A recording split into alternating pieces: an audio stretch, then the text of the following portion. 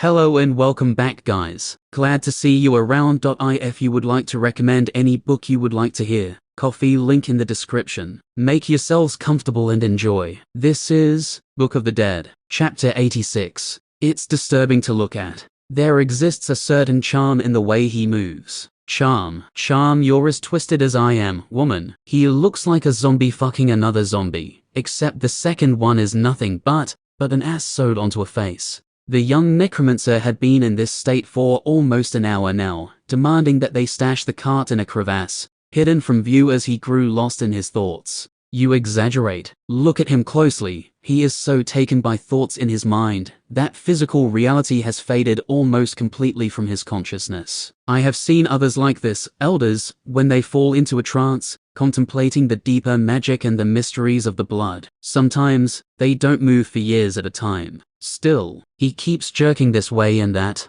I'm worried he's having a heart attack. It's like he gets halfway into a movement before he has another thought and tries to move in a new direction. It's fascinating. It's disgusting. I think he's drooling. I suspect this is what he looked like when he discovered how to preserve your spirit. An image flashed into Dove's mind of Tyron leaning over him, the light of madness burning in his eyes as he'd awakened within his own skull. I'd rather not remember that, Dove muttered. I feel it's a little hypocritical of you to complain so much. After all, this is your fault, at least partially. My fault. What did I do? Your discussion was enough to give him some insight resulting in this state. Honestly, I'm not even sure what he was talking about is possible. It's an interesting theory, sure. It's possible. The vampire's eyes gleamed in the dim light. It wasn't every day one had the opportunity to witness a genius at work, a talent so bright even her mistress had reached out to this backwards realm to lay a claim. Would he blaze in glory here, or fall agonizingly short of a great leap forward? It is. Well, shit. Their words weren't heard by Tyron. He felt as if he could barely feel his own body, as thoughts raced through his mind, one chasing the other so quickly he could barely breathe. Spell matrices came together, were adapted and then discarded over and over again, as he tried to make the possibility he had glimpsed into a magical reality. Mind, spirit, channel, bond or connection, need a conduit, or housing, but how do they connect? What material or method? His thoughts flickered from problem to solution so fast, he felt as if his thoughts were vibrating. This wasn't helping. He needed to settle his mind, direct his energy more fruitfully. The young mage snapped back to himself and blinked rapidly. Fuck, my eyes are dry. Was I not blinking? No sooner had the thought occurred to him, then it was gone as he strode to his pack and pulled out his notebook. Fumbling with a shaking hand for his pencil, he ripped it out and began feverishly scribbling away on a fresh page. Conceptually, it was simple. Skeletons were limited by the simplistic construct that acted as their brain. Improving the construct was one thing, but that dealt with mind magic, an entire branch of spellcraft of its own, and one that Tyron had no familiarity with. So, how to make his skeletons less stupid? Replace their basic minds with ghosts. Simple, except it wasn't. There were dozens of intricate components connecting the mind to the skeleton, none of which he fully understood. Spellforms ran through his head at a blistering pace, different combinations of sigils flicking into place before he dismissed them and started again. What was a spirit? Whether or not it was really the soul of a living person didn't matter, for his purposes. They were a magical construct that could be bound to a semi-physical form. Spirit binding allowed him to create a housing for the ghost, one that enabled it to interact in the physical world in a limited way. To take that and overlay it to a skeleton. As his pencil continued to fly over the page, he began to mutter to himself, as he tried to resolve the issues that prevented him from making his vision reality. Not 10 meters away, Yor and Dove watched him rack his brain. If he's successful, Dove muttered. Yor nodded, the predatory gleam in her eyes brightening. Then he would have taught himself how to create a revenant. But that's nuts. It was possible to learn skills and spells without the influence of the unseen, but that didn't mean it happened often. In fact, it was vanishingly rare, especially with more complex abilities. Yet the longer he watched, the more he became convinced that something remarkable was about to happen. The three remained as they were for another hour, until, finally, Tyron stood from his crouched position and turned to face them, the manic expression on his face eerily lit by the orbs he had conjured. He rushed toward them, then blew straight past, rummaging for the bones he wanted in the cart, before laying them down carefully on the ground. Without pause, the necromancer began to thread the bones together, fingers dancing across the joints as he formed the threads of magic. "Hey, tilt me down a little bit, Dove," asked the vampire beside him. "I can't see." "There isn't much to see," she told him. "Not yet." "I don't want to miss it," the skull hissed. "This could be something extraordinary right here." Yor smiled cruelly and adjusted the position of the skull until he was facing directly downward into the wooden planks of the cart. "Very funny," Dove said acidly. "Do you mind?" "Not at all," Yor said, but relented and repositioned him so he could watch Tyron work. "I feel like he's getting through that faster than before," he observed with interest as Tyron continued to flutter over the bones, hands shifting from one section to the next as he wove with dizzying speed. "He seems to have achieved a high level of focus. His control over the magic is much better than usual." In a relatively short time, Tyron sprang up and began to pace around the skeleton, as if examining something that normal eyes couldn't see. Eventually, he nodded to himself before dashing back to the cart to collect one of the stones stored in the back. Moving back to the bones on the ground, he carefully placed the rock inside the skull before he stood, stepped back and spread his hands. Dove tensed. Was the kid really just going to go for it? A modified ritual? "Hey, Ty Dash," he began to say. He froze, his spirit gripped by something he couldn't describe, no longer able to echo out the words as he could before. "Be quiet," Yor said from beside him. "If you distract him now, then who knows what might happen. He might not kill himself, or the breakthrough he needs to survive will be lost."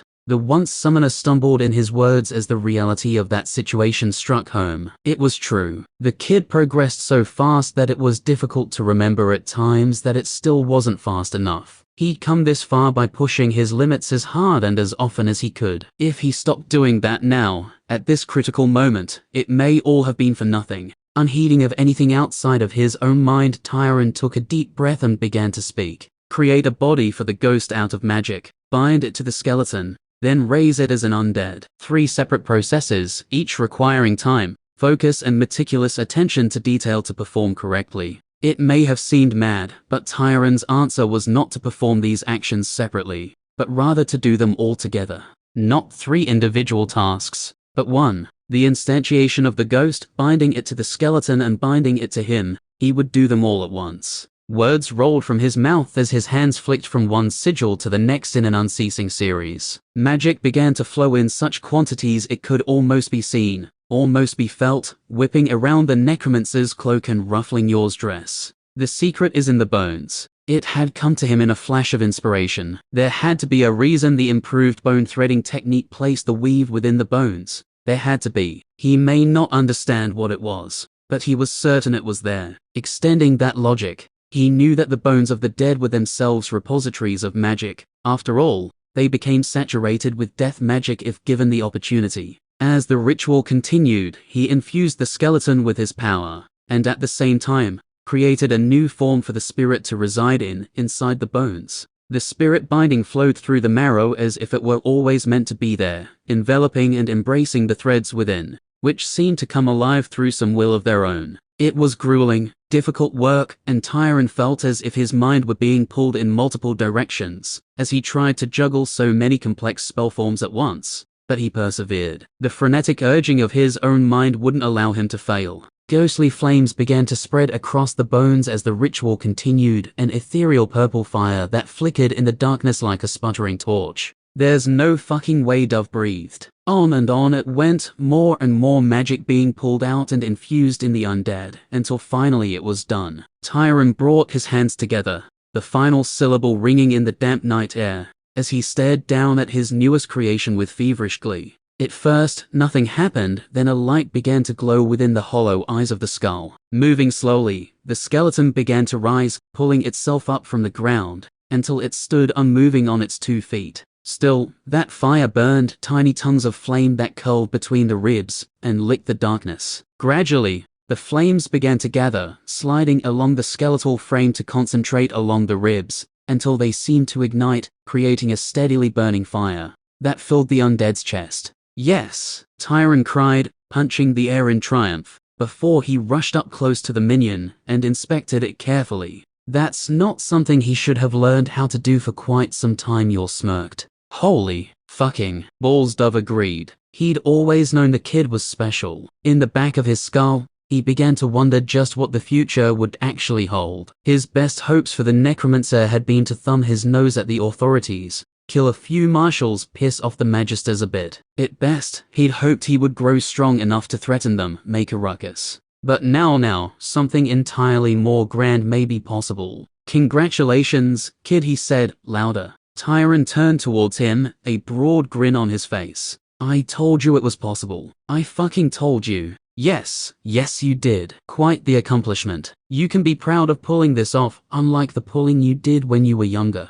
Proud? Tyron sounded almost puzzled. But I'm not done yet. There's more work to do, much more. I need to make more, and I need to see what different bones and souls do. Or maybe the minion is stronger if I use the soul and bones of the same person. There's so much to figure out. Already muttering to himself, Tyron leapt into the back of the cart and started rummaging around until he found what he was looking for. Dove didn't see him until he jumped back down, but when he did, he felt more than a little concerned. Kid, isn't that? Yes, Tyron nodded absent-mindedly. These are the remains of the slayer I killed, and I've got his spirit right here. Well fuck. Chapter 87. It's disturbing to look at. There exists a certain charm in the way he moves. Charm, you're as twisted as I am, woman. He looks like a zombie fucking another zombie, except the second one is nothing but an ass sewed onto a face. The young necromancer had been in this state for almost an hour now, demanding that they stash the cart in a crevasse,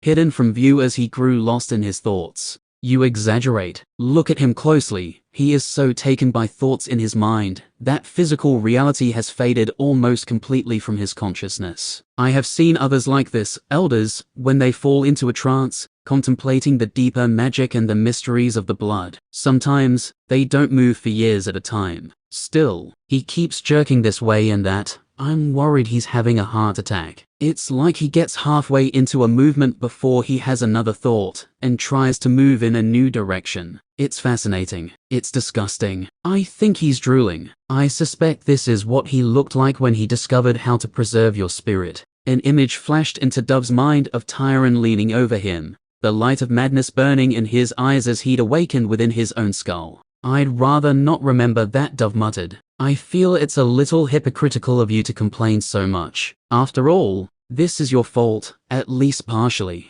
My fault. What did I do? Your discussion was enough to give him some insight, resulting in this state. Honestly, I'm not even sure what he was talking about is possible. It's an interesting theory, sure. It's possible. The vampire's eyes gleamed in the dim light. It wasn't every day one had the opportunity to witness a genius at work, a talent so bright even her mistress had reached out to this backwards realm to lay a claim. Would he blaze in glory here, or fall agonizingly short of a great leap forward? It is. Well, shit. Their words weren't heard by Tyron. He felt as if he could barely feel his own body, as thoughts raced through his mind, one chasing the other so quickly he could barely breathe. Spell matrices came together, were adapted and then discarded over and over again, as he tried to make the possibility he had glimpsed into a magical reality. Mind, spirit, channel, bond or connection, need a conduit, or housing, but how do they connect? What material or method? His thoughts flickered from problem to solution so fast, he felt as if his thoughts were vibrating. This wasn't helping.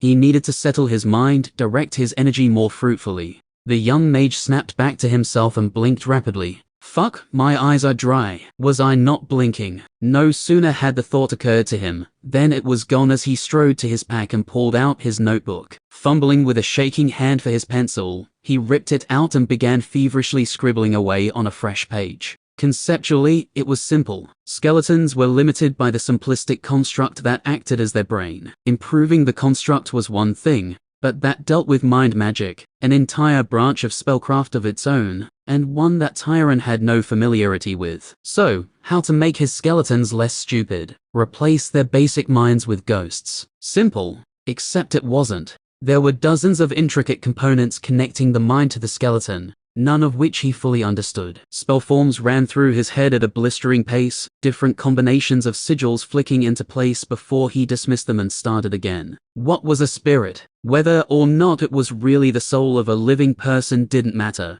for his purposes. They were a magical construct that could be bound to a semi-physical form. Spirit binding allowed him to create a housing for the ghost, one that enabled it to interact in the physical world in a limited way. To take that and overlay it to a skeleton. As his pencil continued to fly over the page, he began to mutter to himself, as he tried to resolve the issues that prevented him from making his vision reality. Not 10 meters away, Yor and Dove watched him rack his brain. If he's successful, Dove muttered. Yor nodded, the predatory gleam in her eyes brightening. Then he would have taught himself how to create a revenant. But that's nuts. It was possible to learn skills and spells without the influence of the unseen, but that didn't mean it happened often. In fact, it was vanishingly rare, especially with more complex abilities. Yet the longer he watched, the more he became convinced that something remarkable was about to happen. The three remained as they were for another hour, until, finally, Tyron stood from his crouched position and turned to face them,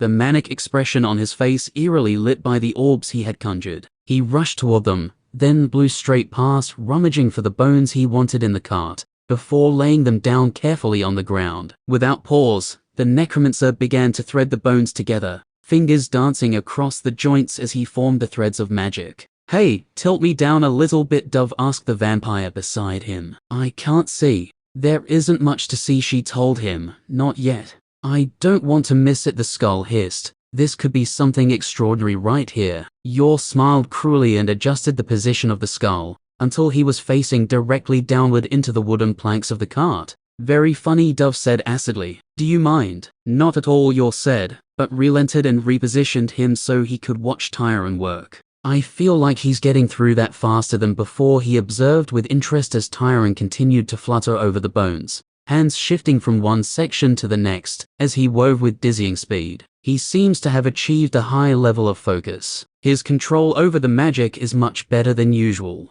In a relatively short time, Tyron sprang up and began to pace around the skeleton, as if examining something that normal eyes couldn't see. Eventually, he nodded to himself before dashing back to the cart to collect one of the stones stored in the back. Moving back to the bones on the ground, he carefully placed the rock inside the skull before he stood, stepped back and spread his hands. Dove tensed. Was the kid really just going to go for it? A modified ritual? Hey, Ty he began to say. He froze, his spirit gripped by something he couldn't describe, no longer able to echo out the words as he could before. Be quiet, Yor said from beside him. If you distract him now, then who knows what might happen. He might not kill himself, or the breakthrough he needs to survive will be lost. The once summoner stumbled in his words as the reality of that situation struck home. It was true. The kid progressed so fast that it was difficult to remember at times that it still wasn't fast enough. He'd come this far by pushing his limits as hard and as often as he could. If he stopped doing that now, at this critical moment, it may all have been for nothing.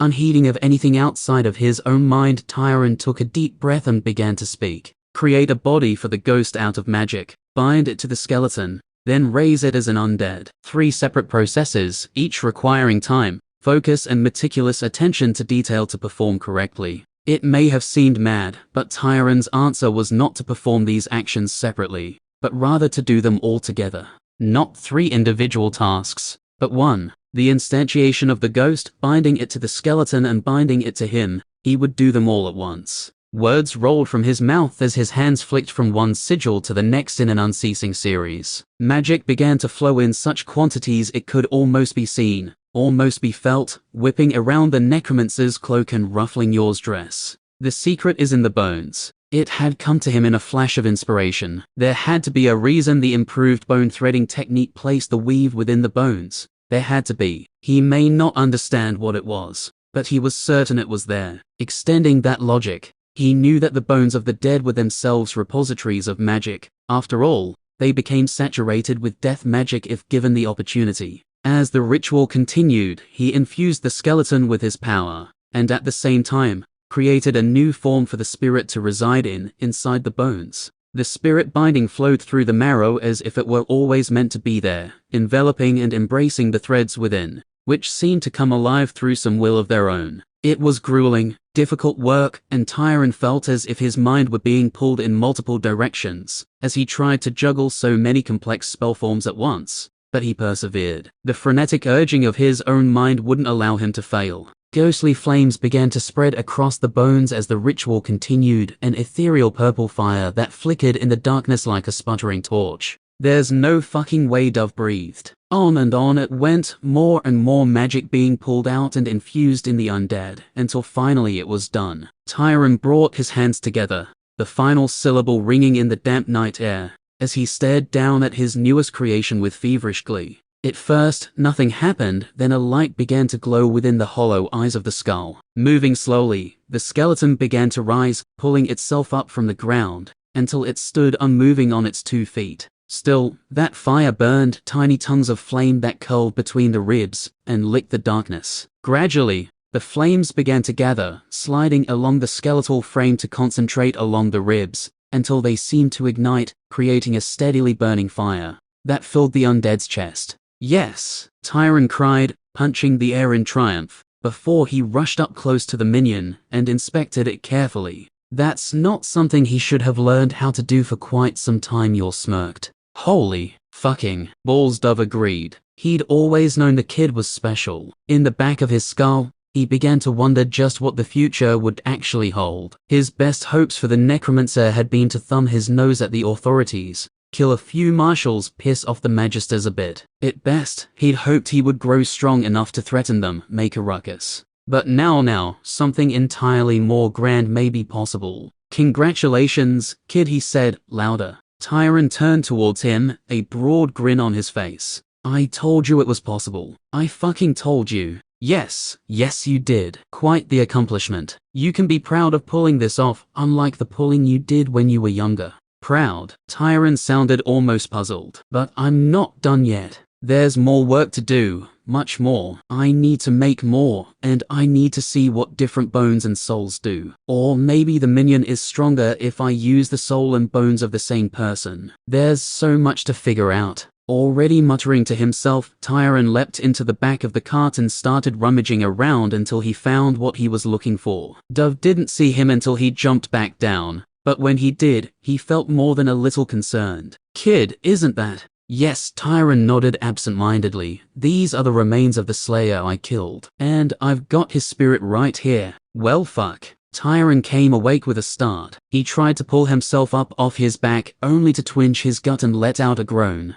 Lowering himself back down to the hard wooden bed of the cart. Eyes closed, he reached down with one hand and pressed his palm into the throbbing wound on his belly. There was heat there, and the flesh was tender, but no worse than it had been the last time he remembered checking. There may be some level of infection, which meant he'd better seek some treatment. But it wasn't worsening. That was something. Pain throbbed in his temples, along his back and in most of his limbs. Sleeping on a moving cart was a far cry from a feather bed. He must have been exhausted, collapsing in here without so much as laying a blanket down. Exceptionally durable for a slayer of his rank he may be, but there was no point punishing himself when he didn't have to. Holy shit, my mouth is dry. Without opening his eyes, he fumbled about, patting the various bags and packs around him until he found the water skin. Uncorking it, he brought the leather bag to his lips and drank deep of the cool, brackish liquid. Need to resupply. Should be a creek or stream around here to get water at least. The foothills were crisscrossed with little streams and brooks coming down from the mountains, which meant fresh water was never too far away. Food and bandages were what he needed. If he'd thought to gather more supplies from the village when he'd had the chance, he wouldn't need to risk it. But he'd been interested in more necromantic necessities. Oh, you're awake, kid. You've been out of it for hours. The young mage lifted his head to find Dove posted on one of the poles set in the corners of the cart looking down at him. Why are you watching me sleep? It's creepy. Tyron let his head fall back down. Not like I have a fucking choice now, do I? You're set me here against my will, I might add, and that was the end of it. Rather than look at you snoring, I've been dipping in and out of sleep myself. A thought occurred to the necromancer. Should I have a guess as to where you asked her to put you? I think we both know I asked her to use my jaw and skull as a brazier. She threatened to stuff me down your pants. Blood and bone. I'm glad that didn't happen. What did you have to do to talk her out of that? I had to give up something precious, something dear to my heart. I'd rather not talk about it. All right, we won't then. Careful not to pull at his gut muscles again, Tyron rolled to his side and levered himself up to a sitting position. Ah, fucking hell. My head is killing me. What the hell was I doing last night? You don't remember. Were you drunk or something? If you were, I'll be even more pissed off. If I could work a ritual half that well when I was pissed, I'd have been a fucking superstar at the academy. Tyron frowned, then turned, his eye caught by the skeleton, marching alongside the cart beside him. Holy shit! It all came back to him in a rush. The breakthrough, the ritual, the spirit, the revenant. Holy fucking shit. I did it. Did it? You made 4 of the bastards. 4. Wait, I did. Why the hell did I do that? Only the Slayer would make a good revenant. Fucked if I know. I think you were so hooked on improving the method you couldn't stop yourself. I guess I wasn't thinking that carefully about it. I get carried away sometimes. By the 5, what time is it? When he looked up, the sun was clearly past the midway point and already descending. I slept for way too long. Have the skeletons been moving this whole time? Well, you have a semi-intelligent minion to steer them now, so you figured it would be safe to sleep and let them keep you on the trail. Semi-intelligent. He looked again at the revenant beside him and found it staring back at him, the glow burning bright in its empty sockets. The pain in his head flared and he winced, lifting a hand to his temple. Right, because they have a spirit in there. That much was obvious. A revenant was a combination of spirit and skeleton. Knowing that much had been the stepping stone that allowed him to make this breakthrough after all. Wait. Oh, shit. What have I done? There it is. Finally. I was wondering when the moral panic would kick in. You were stuffing souls into bones without a care in the world last night. I knew it was too good to last. Aghast, Tyron stared down at the skull, a horrified expression on his face. That was a Slayer's soul I used in that revenant. You're okay with that? Kid, I'm a soul locked inside my own skull. I couldn't give a flying fuck who you lock in bones. You took the spirit and rammed it in a stone. What the fuck were you going to do with it? I don't know. I thought I wanted to see if your theory was right, and different souls were stronger or weaker. Another stabbing pain in his head. Tyron winced and closed his eyes, realizing after a moment just what was causing the problem. Through the connection he shared with his minions, something was off, a sensation he hadn't encountered before. When he focused on it, the feeling became apparent. From the revenant beside him, a constant scream of indignation and outrage poured into his head. The Slayer was roaring at him, not with words, but an outpour of emotion that battered him endlessly. Fear, horror, anger, fury. With no outlet to express itself physically, the Slayer struck back in the only way they knew how. Stop it, Tyron commanded. Cut off as if a floodgate had dropped, the assault ceased, and he almost gasped in relief as the pressure abated. He hadn't realized just how draining it had been until he no longer felt it. That shouldn't be possible. They shouldn't be able to act against me in any way. Perhaps there was something wrong with the ritual. Had he not perfected the creation of a revenant after all? It was possible. He'd been feeling his own way forward after all. Even now, the skeleton glared at him, the fire burning within its rib cage, seemingly a visible sign of its burning grudge. This is too much. I shouldn't have done this, Tyron despaired. Bit late now, kid. Same question as before. Keep going, or turn yourself in. The necromancer hung his head,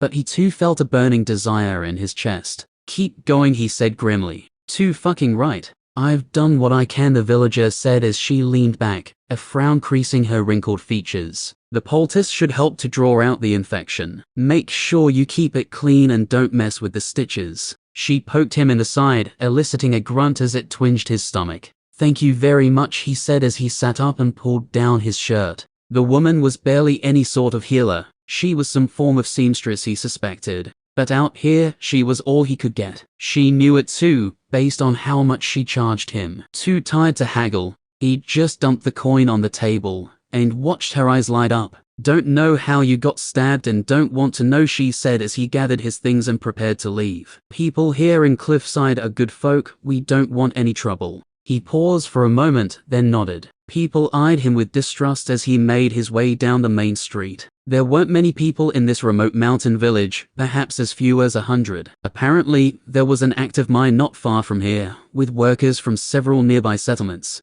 heading down for extended stints in the shafts. They'd robbed him blind on prices, but he had what he needed. He kept his head down and walked with purpose. Skeletons and ghosts were posted close by, as close as he could get them without risking discovery. But he wouldn't feel safe until he was back amongst his minions once more. Typical necromancer attitude. The living seem less trustworthy by the day. It would have been funny if it didn't ring so true. He had complete control over his servants. They were flawed, but totally reliable. People were self-interested, just as he was. Checking the glamour remained in place, he paused for a moment before picking up his pace. They wouldn't recognize his face if someone were to ask if he'd been here, which would make the time he'd had to spend working on the fiddly magic worthwhile. Crafting a new appearance was a tiresome process, even with the knowledge the unseen had granted when he'd chosen the spell. The face he'd ended up with was so aggressively bland he risked it not looking human at all. But every wrinkle and feature added increased the complexity that much more. He'd done as best he could, but couldn't afford to delay any further.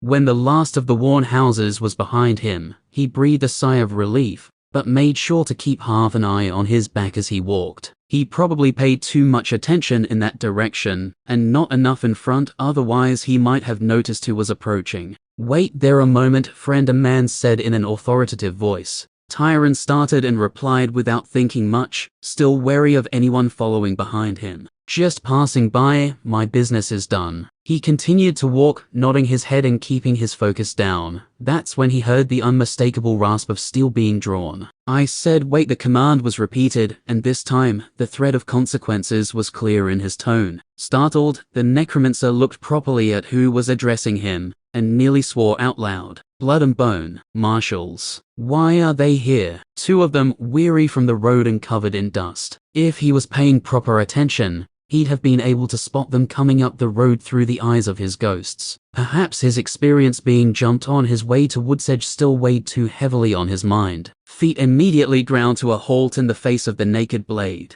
and he raised his hands, trying to appear as unthreatening as possible. "Sorry, Marshals, didn't realize I was talking to the law," he said gruffly. "Do I even need to disguise my voice?" Probably not. But there was no reason not to. In the back of his mind, he made sure his minions came closer. This was almost the worst-case scenario. The two officials watched him warily. The one who'd spoken kept his blade drawn before leaning back, keeping his eyes on Tyron, and muttering something to his partner. She approached, one hand on the hilt of her own weapon, the other extended in front. "Your weapon," she demanded. "Of course. Here you are." Desperate to defuse the situation, he drew his sword and extended it, hilt first. The Marshal seized it from him as if he were a live viper, retreating back to her partner's side, and throwing the blade to the ground. He suppressed a wince as it clattered against the stone. That sword had come from his father. "What's the problem, officers?" he asked, trying to suppress his pounding heart. "Have I done something wrong?" "Turn around," the man barked at him, face hard and unyielding. "Place your arms behind your back, palms showing." "Do it now." Heart sinking, Tyron considered his options. Why were they suspecting him like this? Had he done something wrong? He tried to play for time. He couldn't allow himself to be arrested. If they bound him, there would be little he could do to protect himself.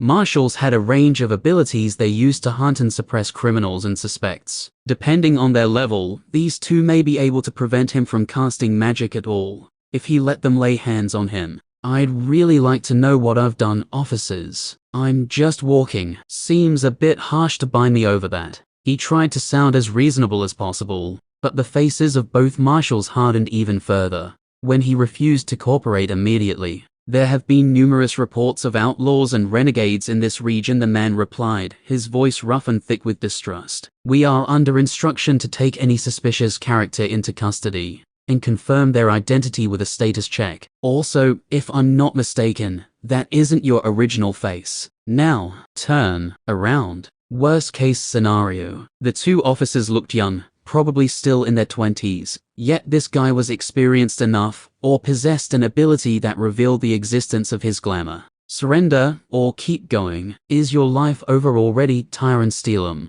If only he were braver, then he might have the courage to follow his convictions. With a wave of his hand, he allowed the glamour to fade, revealing his real features. As he'd feared, the tension that rolled over the two marshals showed that they recognized him. "I'm very sorry, officers," he said, filled with regret. "That isn't going to happen. Run." The man barked to his partner before he leapt forward with a roar, slashing at Tyron's neck. To give her credit, she listened to her superior, turning and sprinting away as quickly as she could. Clang! The marshal's sword swept down, only to be met by another rising to block it. A burning skeleton stood between him and his quarry, having dashed with absurd speed to intercept the strike. Tyron briefly considered trying to overwhelm the officer's mind to persuade him he hadn't seen anything. It was tempting, so tempting to try, but the risk was far too high. This was no farmer. This was an experienced marshal of the law. Even if he succeeded, does he try to convince the partner as well? What if one of them shakes off the compulsion? He wished he could, he really wished he could, but it wouldn't work. Skeletons had already intercepted the fleeing marshal. She was fighting now,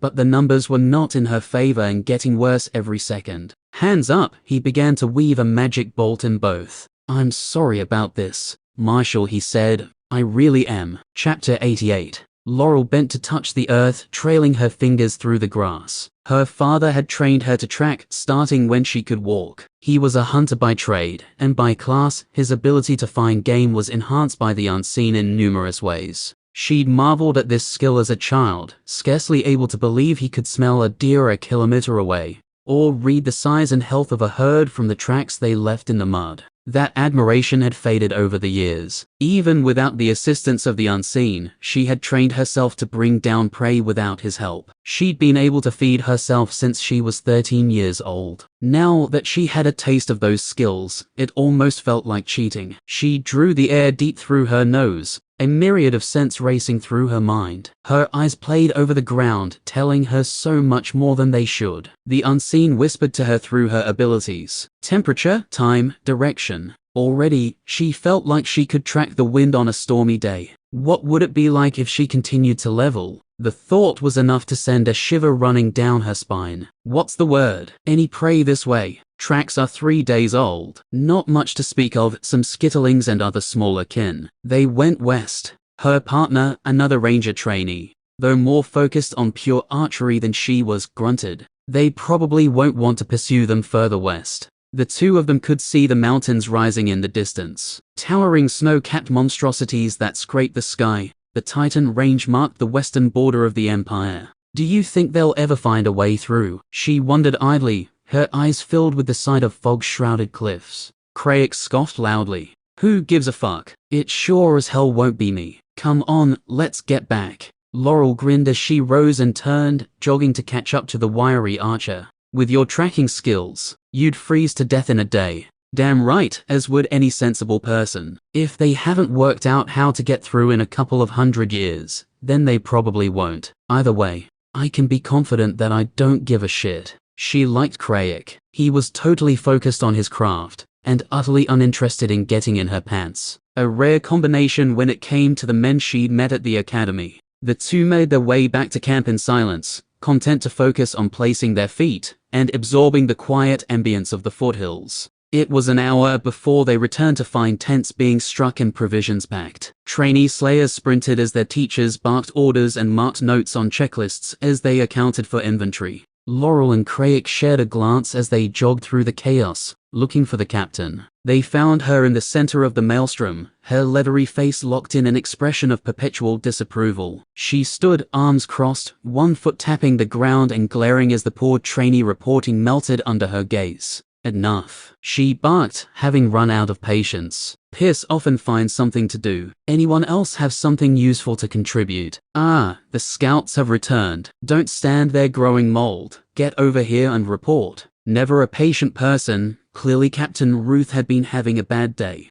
The two rangers rushed forward and saluted. Craig remained silent, so Laurel stepped forward to report. Spotted tracks of critter-sized kin heading west. 3 days old, found a little over an hour's march away. The captain and head of the Slayer College chewed over her report a moment, icy blue eyes staring hard into the distance. Thoughts? She asked brusquely. Too far, too old, Laurel replied immediately. If those kin are still alive, then they are up in the range. It'll take at least a week to track them down, and the pack is too small to make it worth it. What about the citizens in the remote villages who depend on us for protection? The captain said, her voice quieting to just above a murmur. What about them? Laurel shrugged. They need to fend for themselves, like they always do. The pack is small enough that they can handle it. Ruth nodded slowly. Right answer. Pack your gear. 10 minutes, then report back for assembly. Go.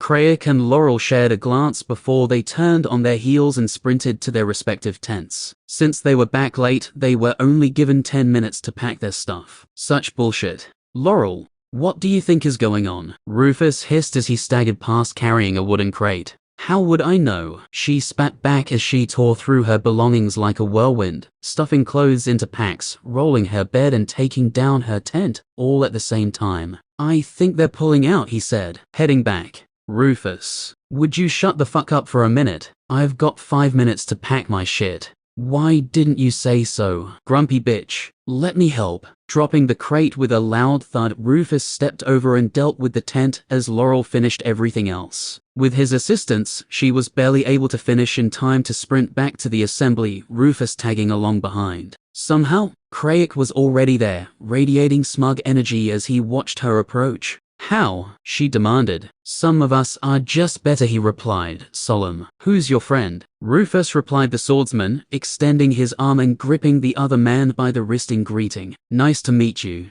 Craig. Ranger. Been scouting with Laurel here. Were you able to keep up? Rufus chuckled. Not hardly, Craig grinned. She tried to run me into the ground. Mainly because she's bitter she can't shoot for shit. Rufus's eyes widened. She's pretty damn good in my view, he said, eyeing Laurel. It wasn't normal for her to let anyone insult her abilities. The fact she said nothing meant Craig must actually be better than her, and not by a little. Would you two shut up? The captain is going to speak. In the center of a massed huddle, stood atop a chest, Ruth Finner addressed the crowd. After 3 weeks of tracking and fighting, I'm pleased to say that we are done here. As of today, our sweep is complete, the Riftkin have been routed, and we are clear to return. Your conduct during this brief campaign as representatives of the Blue Steel Training Academy and as future Slayers has been acceptable. Her glare seemed to suggest that acceptable was far from good enough. When we return, your training will adjust to reflect the shortcomings that have been exposed during this endeavor. Rest assured of that. Muffled groans rose from the gathered men and women, which only seemed to fuel the captain. Stop whining. I swear you lot get softer every year. When I started working in the field, we were expected to chew granite and shit coal. If you want to live to reach silver, then you'll do the same. One more glare for good measure. The higher-ranked Slayers are finishing their sweeps and heading north to help stabilize the rift at Wood's Edge and rebuild the keep. Those who haven't reached bronze, which means you sorry sacks, need to get out of the way and finish your training. Final piece of business. It seems a friendly necromancer has been busy in the region. If you recall, there's a sizable bounty on his head and it's gone up. Her voice hardened. There are credible reports that at least one slayer has fallen by his hand. A young swordsman named Lily from the Flashing Blade School. Rumblings broke out among the crowd as Rufus and Laurel shared a long look. A hunting party is being put together, the captain announced. If you're interested, then speak to Brun here after I'm done. Don't go thinking this will be easy money. One of you unranked has already died. You don't want to be next. We leave in 10. So saying, she jumped down and pushed through her audience, already barking orders. What the fuck was that? Rufus hissed, shocked beyond belief. Just what it sounds like, Laurel replied, perturbed. A hunting party.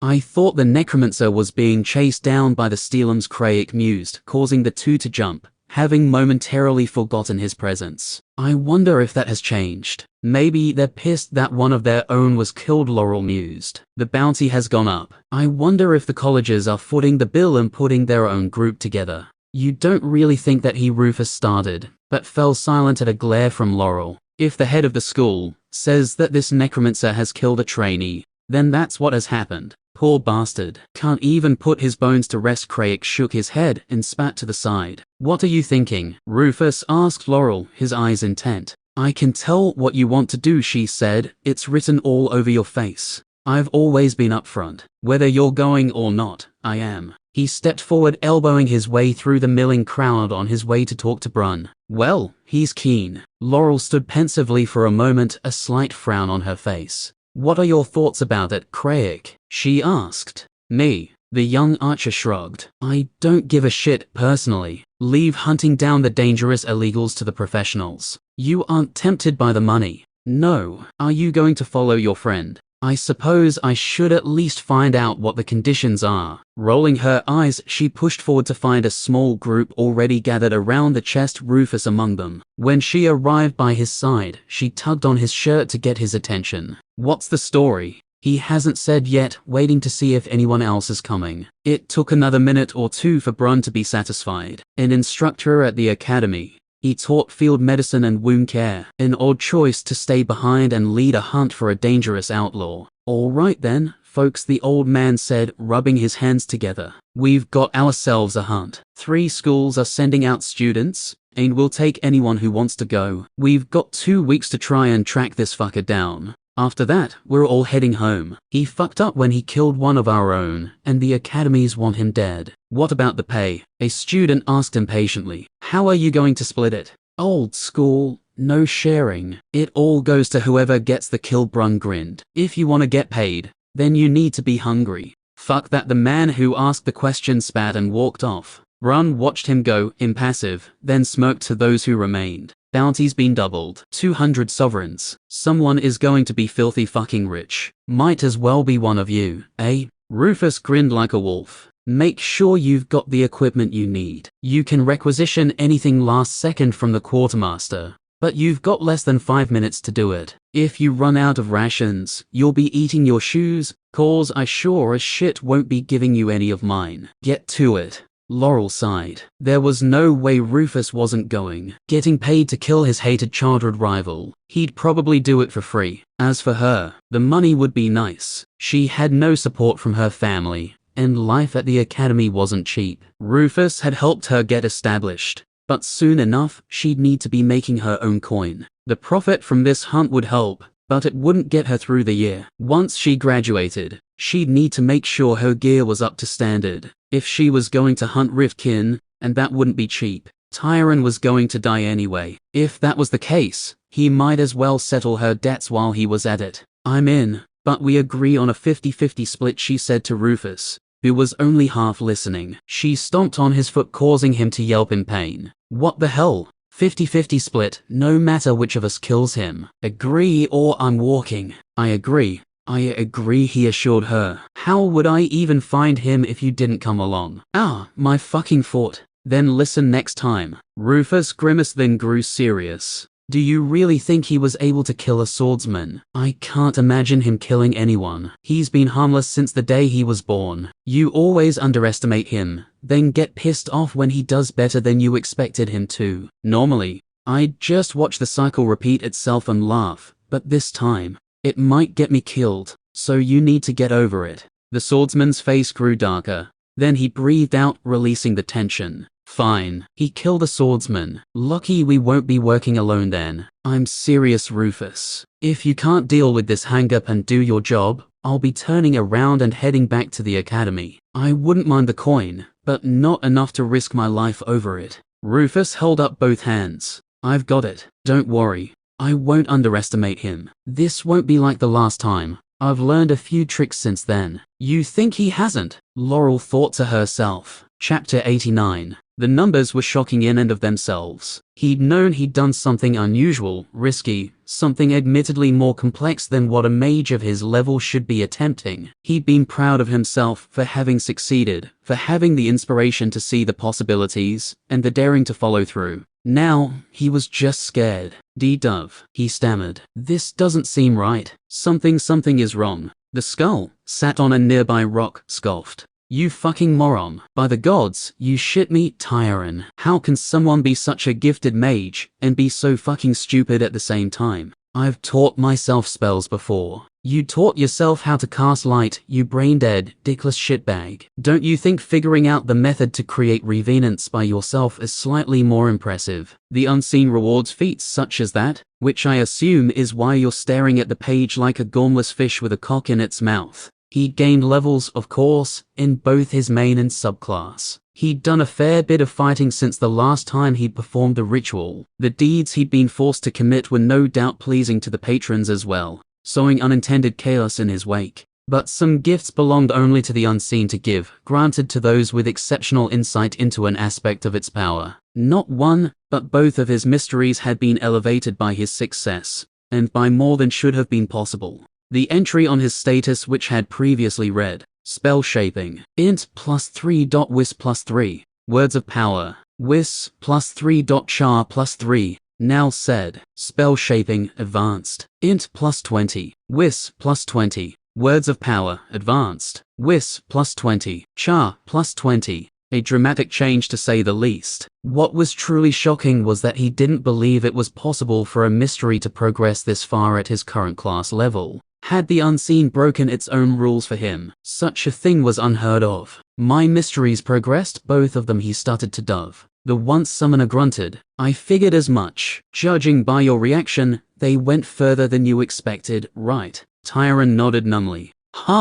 Fucking kid. If I'd had balls like you, I'd have probably killed myself because I could never work magic the way you can. Which, for the record, pisses me off. The skull muttered angrily to itself for a moment. Right. The biggest change you'll feel, greater even than the stat boost, is the hand of the unseen working in your favor. The mysteries represent your understanding and ability stretching beyond what is normally possible. To turn that difference into discernible power, the unseen will put its hand even more firmly on the scale. This was much as his mother had told him. Both of his parents had possessed multiple mysteries, all of them highly advanced. He hadn't really believed her when she'd declared he would share the same status as them one day, though he'd hungered for it. I'm presuming your parents told you all about this, Dove said shrewdly. Slightly embarrassed, Tyron nodded. Fucking hell. Sometimes I forget that you were raised by literally the two strongest slayers in the fucking province. I wouldn't say raised, Tyron hesitated to say. He felt disloyal even if it was the truth. You had access to them, at the very least. There are a ton of people who cut off their left nut to be taught just about anything by the Steelums. Especially your dad. Why is that?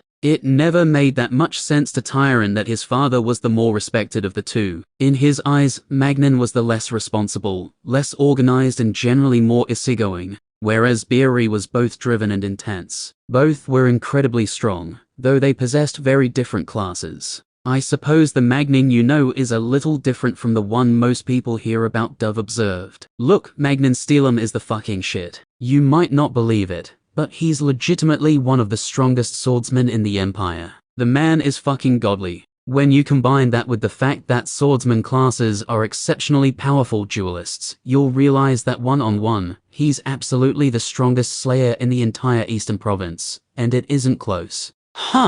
Your sword skills being so shit despite living in the same house as that man. It's hilarious, in a way. Thanks. Look, I'm reluctant to ask this, but since we're on the topic of mysteries, my curiosity has been piqued, and you're probably the only person who can answer this question. You've seen your parents' status sheets, right? He had once. The two of them had never really hidden it from him, but he'd only worked up the courage to ask them that one time. He nodded. I've always wondered how many mysteries those two had unlocked. Any chance you can tell me? Tyron didn't see the harm in it. My mother had 5. 5. What the fuck? 5? How is that even possible? She's a mage, for fuck's sake. Are there that many spell-related mysteries? I've never heard of that many. By the munificent memories of the Golden Goddess. That's bullshit. Dove continued to sputter away for a minute until he finally managed to calm himself. I almost hate to ask, what about Magnan? Tyron hesitated. I don't think I want to tell you. If he got that sort of reaction for his mother's sheet, he didn't want to deal with 5 minutes of solid cursing when he was halfway through a status ritual. You can't leave me hanging like this, you little shit. Don't tell me he has more than 5. If it's more than 5, I'll grow a new body right here and now just so I can shit myself. Let's just focus on the status ritual for now, okay? It is more than 5, isn't it? Don't avert your gaze from me. You look as shifty as a brat with a pocket full of biscuits. I'm not talking about this anymore, Tyron declared. I need to focus on this. Getting distracted during the ritual is a rookie move. That's your advice. The skull grumbled a bit but subsided after a few moments. Hitting me with my own words. That's low, Dove declared. Tyron was just relieved. If Dove had found out Magnan had 8 mysteries, he might have had an aneurysm. Undead or not. 3 levels of Undead Weaver and 3 in Anathema. Another incredible leap. He'd expected his progress to slow dramatically after reaching level 20, but so far, that hadn't been the case. This meant he had reached level 28 in his main class and level 17 in Anathema. Another welcome injection of raw statistical power, and another chance to choose new abilities. 2 for Undead Weaver, a feat and a new ability from Anathema. He didn't think too hard on the new skill he had developed through his own methods, now listed amongst the others. Even if he tried to avoid it, his eyes still flicked to the name against his will. Bone Soul Melding Level 3. It was this technique that gave the ability to create revenants, a more potent form of skeletal warrior. He slid his eyes down the page and carefully read through the options. Concentration and careful, measured thought was required at times like this. Making the right decision was critical. There were 2 options he hadn't picked so far for Undead Weaver: Ghoul Flesh and Empowered Bone Armor. The latter was immediately attractive for several reasons. Staying alive was his primary responsibility as a necromancer, and this would be a significant upgrade to the only defensive magic he possessed. It also synergized with his last feat selection. Still, he couldn't pick it immediately. There were 4 new items listed that he needed to consider first.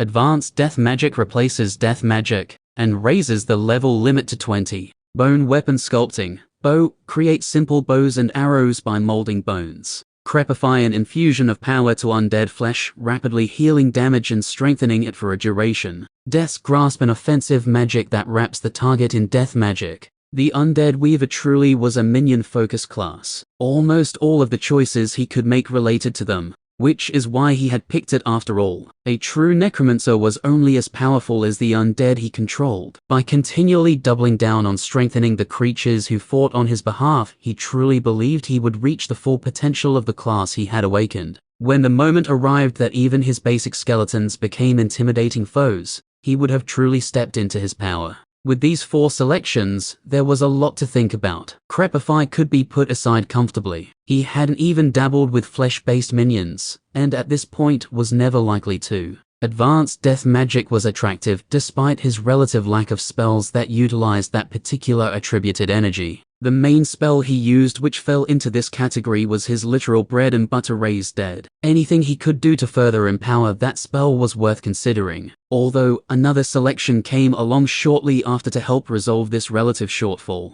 Death's Grasp. Finally, an actual offensive magic, though it sounded more as if it immobilized or hindered rather than killed, which was perfect for his purposes. Except the other option was also tempting. Skeletal archers would give him the ability to diversify his troops. Somehow he knew even before purchasing the skill, that his skeletons would be perfectly capable of wielding these weapons, at a basic level at least. That meant there were 4 choices he wanted, but he could only take 2. After careful consideration, he placed a mark next to Bone Weapon Sculpting and Death's Grasp. Advanced Death Magic and the improved Bone Armor was still well worth consideration. He'd have to hope his class threw him some choices he could safely overlook to go back and select them. Now for the Anathema choices. The feat presented him with a dilemma. He'd hoped to see Wall of Thought too, and indeed, it was present on the list. Losing control of his mind terrified him, and this feat provided the best direct boost to his defense that he'd seen. Working against and alongside dangerous powers,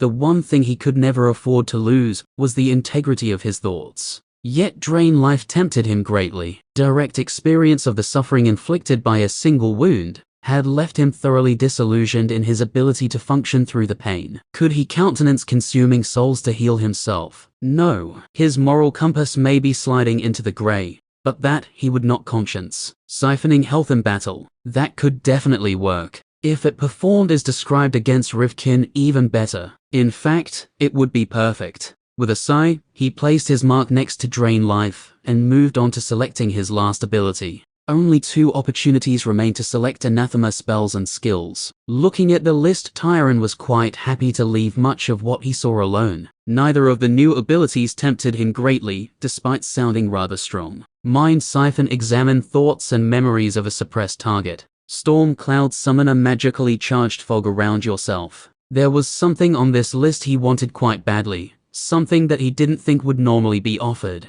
and he was pleased to see it still remained. Blood still dripping from his thumb, he pressed it to the page beside Abyss Tongue. Mastery of this skill would bring the ability to commune directly with the Abyss, without relying on your or the vampires, freeing him of another hold. Choices made, he finished the ritual and leaned back with a sharp intake of breath as the power of the unseen flooded through him. Strength and knowledge flooded into his mind and body, until he felt like a waterskin about to burst. Holy shit, that was a rush, he gasped once it was over. I bet that was a fucking big one, Dove said. What with the mysteries and all that? I assume you've got a bunch of crazy shit you want to try now. Anything good? Wailing souls of the damned or something. Tyrant still sat, breathing deeply as the changes continued to rack him, puzzle pieces slotting into place deep in his brain. Almost like that. He cast an eye over the back of the cart at his dwindling bone supply. With his strength increasing, the number of minions he could maintain continued to grow, as did the demands on his resources. We are going to need a shitload more bones. Well, unless you feel like murdering a whole bunch of people. The skull trailed off meaningfully, and Tyron simply shook his head. Then you're out of fucking luck. No, there's a resource we can tap. A strategic reserve, if you will. Tyron corrected his friend. He looked up at the sky to see the light beginning to fade. We don't have a lot of time on our hands either. You will not want to be part of this, and we can't risk getting caught. Dusk should be perfect for our needs. What are you even talking about? Some buried reservoir of bones, just lying in the ground. Oh, I've got it. Obviously. Right. We're going back to my roots, Dove. The first thing I ever did as a necromancer was rob graves. Chapter 90. I suppose watching that graveyard wasn't a completely moronic decision. I might owe that Marshal an apology if I ever see him again. Wait, you were watching a graveyard? Why? For me? Yes, it was because of you. I was forced into a stupid stakeout, freezing my balls off in the middle of the night, waiting for a necromancer to show up and start shoveling graves. It was way too dangerous for me to go to such an obvious place for materials back then. The whole reason I was searching for bones in the forest was because I thought I wouldn't get caught that way. Turns out you were fucking bang on. And I mean, why would I do the digging myself? Dove had to agree. Tyron had 30 skeletons now, including his 4 revenants, and the bulk of them swarmed over the small graveyard, harvesting bones. The kid had the foresight to keep a half-dozen shovels in the cart, and now those tools were being put to good use. There was something oddly creepy about skeletons digging up graves, creatures of bones hunting for bones. It felt worse than if it were a person doing it, but they were undeniably effective. It's kind of nice how they don't get tired, Dove observed. I'd be knackered after an hour of solid digging, as long as I don't run out of magic. Tyron chuckled. The necromancer had kept himself busy, while his minions did the dirty work, sorting bones, tossing any that weren't suitable, sorting them into type, paying particular attention to those he could now turn into bows. He also examined each set of remains carefully, checking the progress of death magic saturation in each. There was at least some accumulation in each of them, but it appeared that there wasn't enough to spark the sharing response he'd seen elsewhere. Or perhaps the graves were too spaced for the phenomenon to occur. More puzzles to solve. After removing what he needed to craft weapons, he would have to ensure what he brought with him were complete sets of remains, so he could start the process, saturate them with magic and prepare to raise them. With his rapid advancement, he could likely maintain close to 40 skeletons right now, alongside his small contingents of ghosts and revenants. With his new archers added into the mix, he was beginning to command his own little army of undead, which was exactly what he'd been aiming for. That's enough, I think. Tyron sighed as he stood and stretched out his back. I think we can pack the rest into the cart and get moving. We've delayed enough already. The small gravesite they'd uncovered, several kilometers from a nearby village, was secluded and quite private, nestled amongst the hills and ravines. That didn't mean he wouldn't get found if he stayed long enough. The fact he'd been here was certain to be uncovered eventually, putting any hunters right on his trail. Who are you talking to, kid? Better not be the fucking minions. Tyron shrugged. I'm starting to think maybe it's not so bad to speak my thoughts out loud to them sometimes. It feels strange just to order them around silently all the time. Ah, you have embraced the madness, I see. Make sure you free me before you go fully loopy and start pissing in my head or something. Fine, fine. With the skeletons gathered and the materials secured, there was no need to linger. Tyron took his position in the rear of the cart amongst the bags filled with rattling bones, setting Dove on the wooden planks next to him. All right, let's get moving. It's still weird. Shut up. At his mental command, the skeletons, ghosts and revenants that made up his entourage gathered around the cart, some to guard, others to pull, and off they went. It was a grim procession to look upon, but the necromancer at its heart had no thought for that. Time to get to work, he muttered as he reached for a nearby bag. You sure about that, kid? When was the last time you slept? It's been a while, but I'm fine. There's a lot I need to do.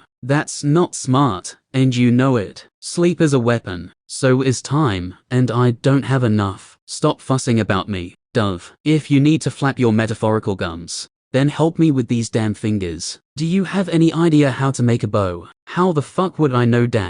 Dickering back and forth, the cart continued to roll into the deepening night. Hours later, leaning back with a sigh, Tyron finally let his aching hands rest. I need a feat that makes my hands more flexible or something. Between the bone threading and bow making, I'm working my hands harder than a lutist. He massaged the digits with a groan as he surveyed the fruits of his labor. If I'd had any idea how to make one of these, I wouldn't have had to waste a skill choice on it. My father has a brain made of swords, and my mother isn't interested in any weapon other than her staff. I don't think we even have one in the house. Had one, he wasn't likely to ever go back to that house now. With everything that had happened, with the lives he had taken, he would likely never be forgiven. That meant he and his parents would never live under the same roof again. But I won't stop pushing forward. That's what they told me to do. I refused to let it end. The bows he'd crafted were fairly crude things. When he looked at them, that didn't mean they weren't complex and demanding to make. The skill had granted him the basic knowledge.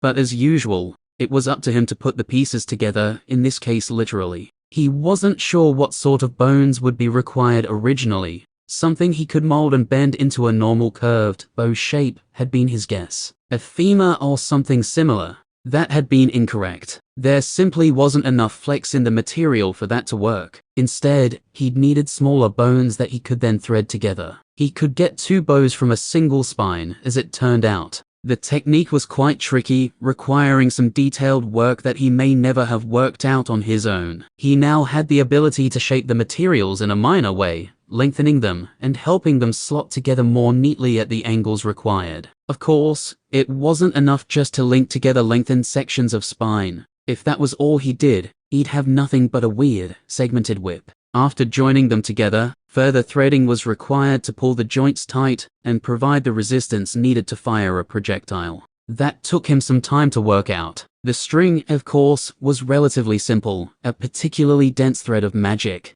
linked to the bow at the tips, served this purpose just fine. The result was a crude-looking implement lacking in artistry, but functional enough for his purposes, he hoped. The arrows were even more straightforward. Lengthened finger bones, joined and molded together to form a smooth exterior, and hardened at the tip. A clumsy bit of shaping done at the end to create a facsimile of fletching. The bows would work just fine with normal arrows, he suspected, but in the absence of a good fletcher, he would need to rely on what he could provide himself. Here you go, he said tiredly as he handed the 6 bows he'd managed to make over the side of the cart to his waiting undead. The skeletons reached out and grasped the weapons in their bony fingers, seemingly instinctively knowing how to handle them. Must be basic information placed into their mind construct. They've been able to swing swords and axes just fine, so I guess this isn't surprising. Just to test, he had 2 of them fire a few arrows into the night, feeling the drain on his magic as they were used.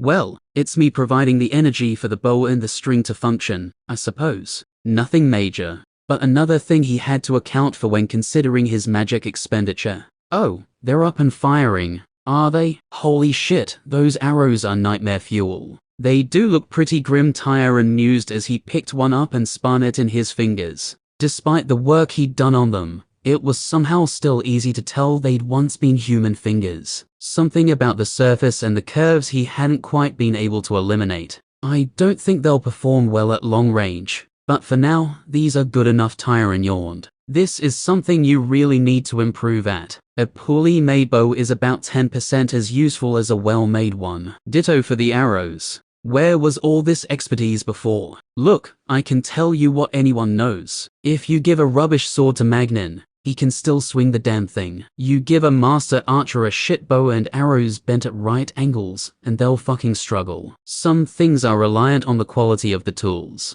Fair enough. Damn it, my eyes feel like sandpaper. Rubbing at them didn't seem to help either. He needed to sleep, but he also needed to work on preparing his next round of minions. With the materials he had, he could easily bring his current total to 40. Before that could happen, he needed to examine the remains, correct any imperfections, and start the saturation process. Always so much to do. Working in the dark was even harder. Actually, that reminds me. Didn't you know a technique to enhance your vision with magic, Dove? I remember you told me about that. Of course I did. How do you expect a man to peer into the astral sea with normal eyes? Just what do you expect to fucking see that way? Does it help to see in low light conditions as well? I mean, a bit. The primary purpose of the technique is to view shifts in magical and astral energies. Not that you see any of the latter down here. It can also be used to view magic residues, which can be handy in tracking down morons who don't contain their energy when casting rituals. Yeah, I suck. Come on, then. Come on what? Teach me. Teach you. You want me to unveil the mysteries that I uncovered through my long career with hard practice, and the whispers of the unseen. You think I hand out that information so readily? You think you are worthy of it? I mean, yes. It's one little ice spell. How hard can it be? The skull spluttered for a minute before he grew silent. You know what? For any normal person, I would have laughed in their face had they said something like that. One little ice spell. Such idiocy. Spells and methods that affect your eyes are fucking difficult and dangerous. You can permanently damage yourself if you fuck this stuff up. There are some things your brain simply isn't meant to handle. He thought for a moment. But when I think about all the bullshit you've been able to do, I can't help but think you'll pick this up in a few hours, wondering what I was on about when I said it was difficult. Tyron shrugged. I'm good at magic. That's nothing new. Good at magic? Dove mocked his tone. You're good at magic like your father is good at swords. It's such a moronic, idiotic phrasing. I almost want to give up my ghost right here and now. I think your problem is that your only real metric for measuring magical ability is your mother. That woman is a freak of nature, the strongest battle image in 100 years. No wonder your sense is so far off. Tyron flushed with pride at being compared to his father, and appreciated the compliments to his mother. Even so, try not to call my mother a freak of nature if you can help it, Dove. Since she's been ordered to hunt me down, you're likely to meet her at some point. Oh, the skull sneered. And what is she going to do? Kill me? If anyone can work out how to annihilate your soul, other than I think it would be her. You might be right about that. That would seriously suck. Married women aren't my thing. Let's get started then. Might as well get this done. After I teach you, I want you to sleep.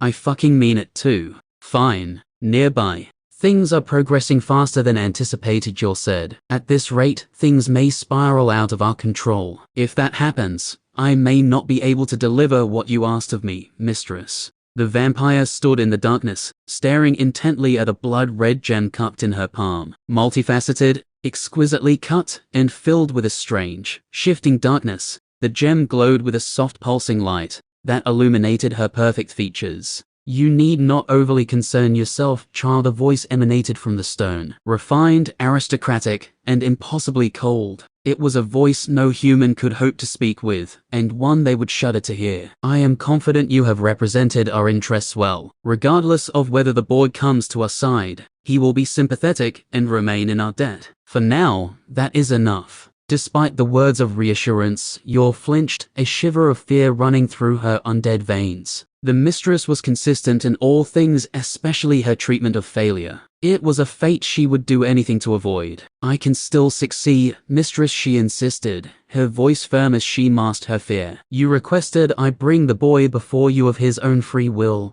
and I will not disappoint you. She had wanted to refuse when handed this task, to travel to such a backward place, with barely a trace of her people's power in order to recruit a nascent, barely qualified mage. It was a fool's errand, so she had thought. Once the order had come down from the mistress herself, there was nothing she could do about it. Since she had been here, her opinion had begun to change. There was something about this boy, about Tyron. It was his blood. As time passed and he accrued more strength, the scent grew stronger and stronger. He reeked of magic. Do not make me repeat myself. That voice, already as cool as a winter blizzard, froze even further. Your bit her lip to still her trembling. Should her voice betray her terror, life in the court would be over. I apologize, mistress. Still steady, there was pride in that. You will not be punished. Circumstances move outside of your awareness. Whether you succeed or not, the boy will be bound to me in other ways. For now, that is enough. I hear and understand you, mistress. For now, you will continue to observe. Events are coming to a head on that side, and I expect that the fates will not be kind to the boy. Shield him from what you must, but only at the last. Tempered steel is far more valuable, after all. It will be as you wish. Chapter 91. Children smiling with a tired sort of joy was a balm to the heart, Elsbeth decided. She rose from where she had been crouched, as the small gathering of young folk ran back to their parents. Such expressions had been rare over the last few weeks. More often than not, families were in mourning, mothers and fathers having fallen in the chaos that followed the breach. She brushed her hands on her skirt before looking around the small clearing. A fire crackled on the eastern side of the camp, the deer roasting over the open flame filling the area with the scent of smoking meat. Small groups of adults stood here and there, discussing in hushed tones. Munhold moved from one group to the next, speaking quietly for a few moments with each. Elsbeth knew the pattern by now, offering words of comfort, asking what she could do to help, offering the support of the Dark Ones. At the thought of her new gods, her smile faltered for a moment before she recovered it. She could feel them now, ever so slightly. Once upon a time, the presence of the goddess Selene had hovered over her, like a light hanging just beyond the corner of her eye. It had felt stronger when she prayed. Any sense of the five divines was gone now, replaced by a different sensation. Rot, crone and raven, not really their names,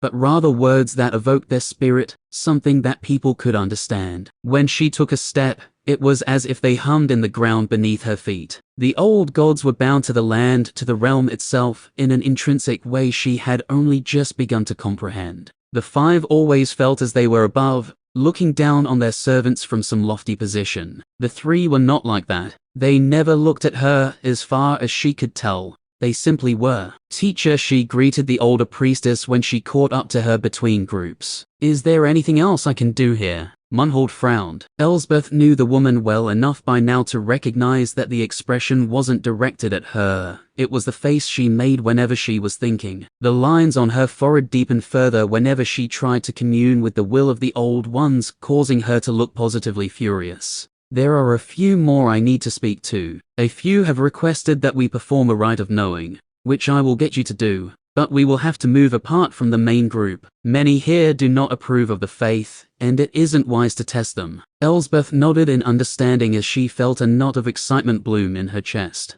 Very well, teacher, I will wait for you. Opportunities to perform the rites were rare, at least so far during their journey. Elsbeth had only recently learned two of them, the rite of knowing, and the rite of health, and she'd only been able to attempt them once before. Along with her growing collection of minor miracles, they represented the sum total of her progress as a priestess. She was proud. Tyron had grit his teeth and walked forward on his path despite everything arrayed in his way. The challenges placed in front of her were not nearly so significant, so she had gotten on with it. Her newfound determination enough to have her badgering her teacher constantly for new bits of lore and wisdom. After another 10 minutes, Munhold returned to her and then eyed a few people in the clearing, gesturing them to come over. An eclectic mix of men and women, some former mechants, others farmhands or tradespeople, walked towards them, excusing themselves with a few muttered words. The small group wandered through the forest for a time,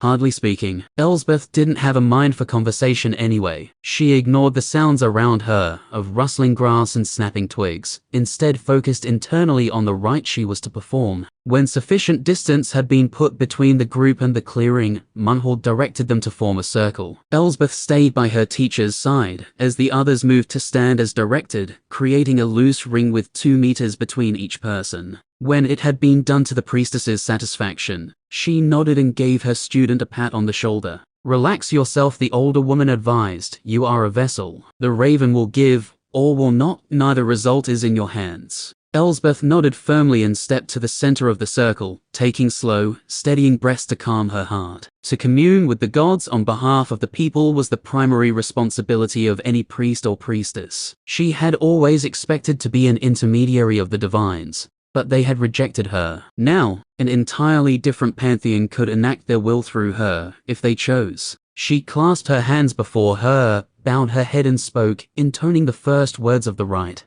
"You come before the raven," she said, "the watcher who rides the storm, the sky father, the wings of doom. For what reason do you approach?" Unlike the divines, the Dark Ones did not welcome supplicants. They helped those who helped themselves. To ask a favor of them required no small measure of courage and belief in the sacrifices one had made. The faces of those around her were set and determined, ready for what was to come. "We come for knowledge," an elderly man, approaching 60, judging by his iron-gray hair and weathered features, spoke for the group. "Our homes are lost, our kin are dead, yet we endure still. We ask he who knows where we should go that will be safe." Despite her focus on the ritual, Elsbeth felt her heart break for these people. Their story was so common. The further she and her teacher had traveled east, the worse the damage caused by the break had become. The far western villages had been protected by the foothills and crags, but here on the plains, there had been no impediments to the ravenous riftkin. Whole towns had been erased from the map with no survivors.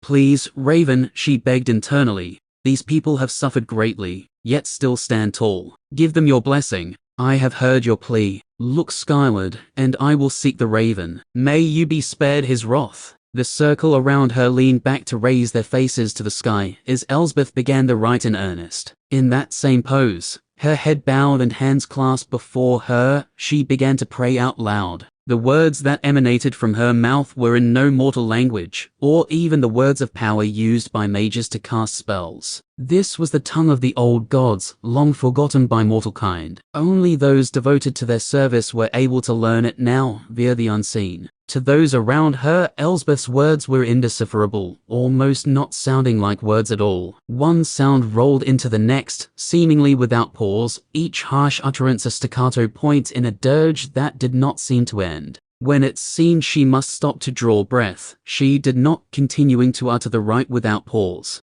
Having learned this rite only recently, Elsbeth wasn't entirely clear on what she was saying. The language was almost impossible to understand, the meaning of any one word shifting and sliding based on the context. It was harsh, and it tore at her throat to speak it for too long, which limited her opportunity to practice with Munhold, yet she had persevered. In her heart, she continued to repeat her prayer even as the words rolled from her mouth. "Help these people, they deserve your care. Answer this call. They have suffered enough." She believed that these people were worthy. Her mind drifted back to the children, and the haunted look that still hid in the back of their eyes. What more could be asked of them? As she continued to pray, she did not heed the changes that slowly began to occur around her. The supplicants, their faces still upturned, grew nervous as a chill swept through, followed by a darkening of the light as clouds began to gather overhead with unnatural speed. Seconds later, thunder crashed directly overhead. Many flinched,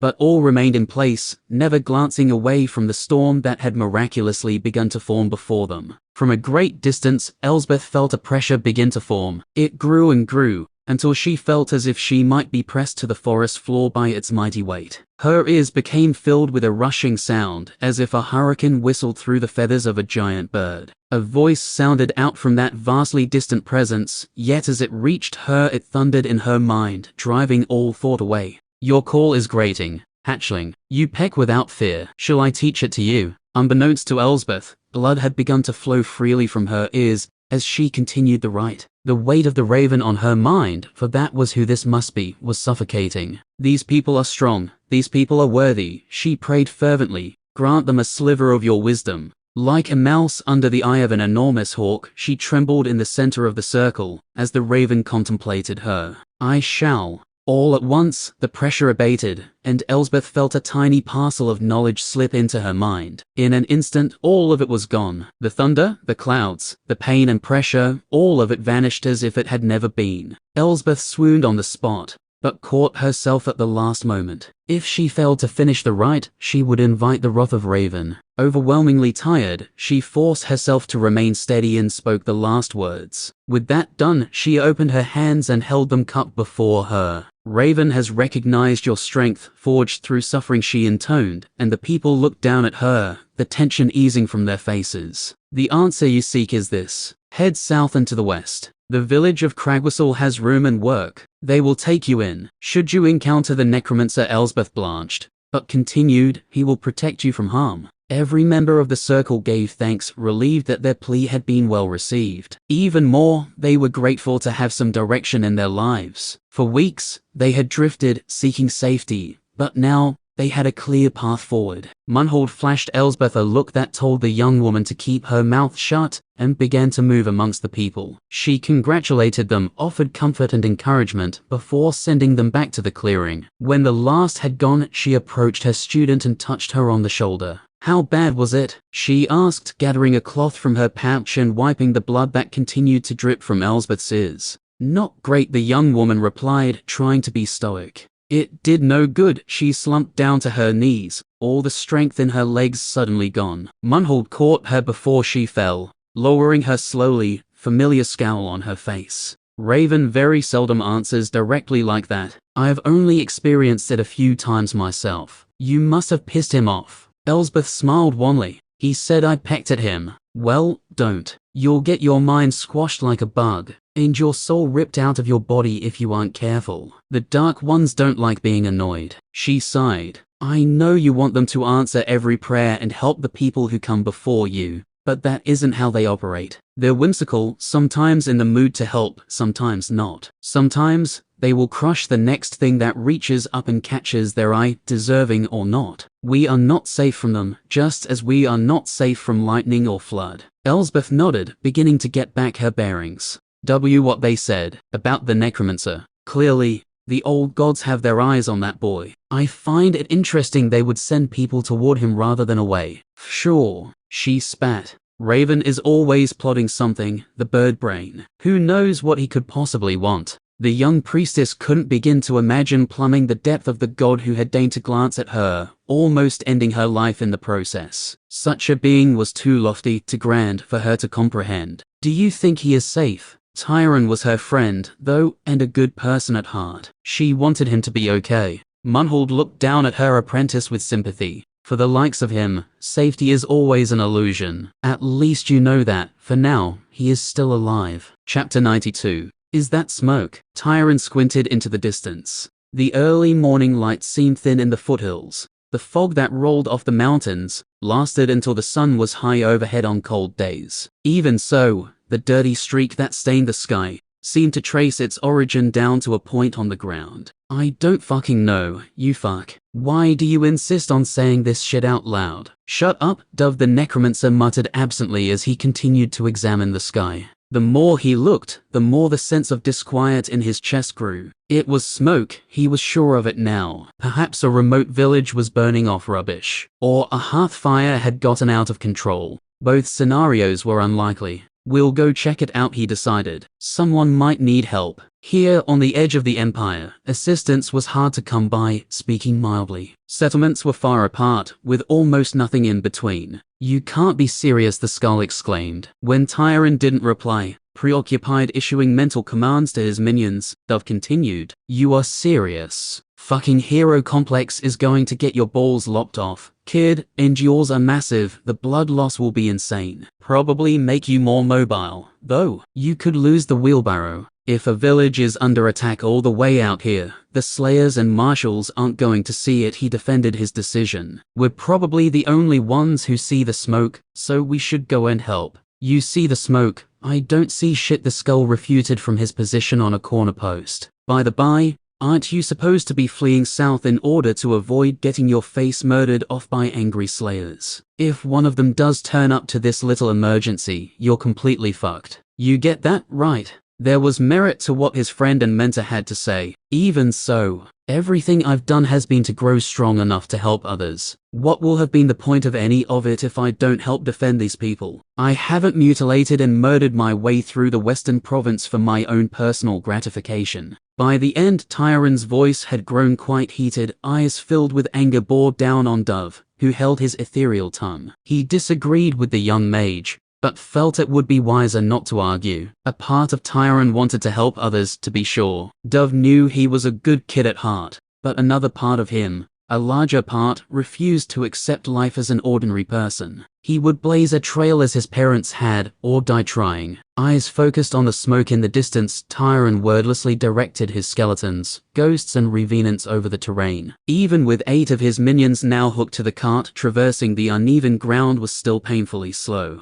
The procession was a more impressive, or fearsome, sight than it had been before. A full 40 skeletons were arrayed around it now, along with his 4 revenants, still burning with their inner fire. Less visible were the ghosts, who still drifted silently in a loose formation around the cart over 100 meters out. They were a poor early warning system, but they were all he had. It took over an hour for them to cover the distance, the smoke growing thicker in the air as they drew closer. Tyron's heart clenched over the journey, worried that whatever had caused the blaze would have been over and done with by the time he arrived. Shouts, screams and inhuman chittering of the Riftkin could be heard drifting through the air before he laid eyes on the village itself. "They're under attack," he yelled, throwing himself off the side of the cart and scrabbling for his sword. "Isn't that what you thought was happening?" Dove yawned. Ignoring his advisor, he urged his minions to drop the wagon, eliciting a squawk from the skull as he rattled on his perch. "Careful, you bony fuckheads." Ordering the 8 cart pullers to protect the supplies, Tyron rushed forward with the others. He demanded more speed from his minions, and they responded, drawing deeper on his magic to fuel their unliving forms.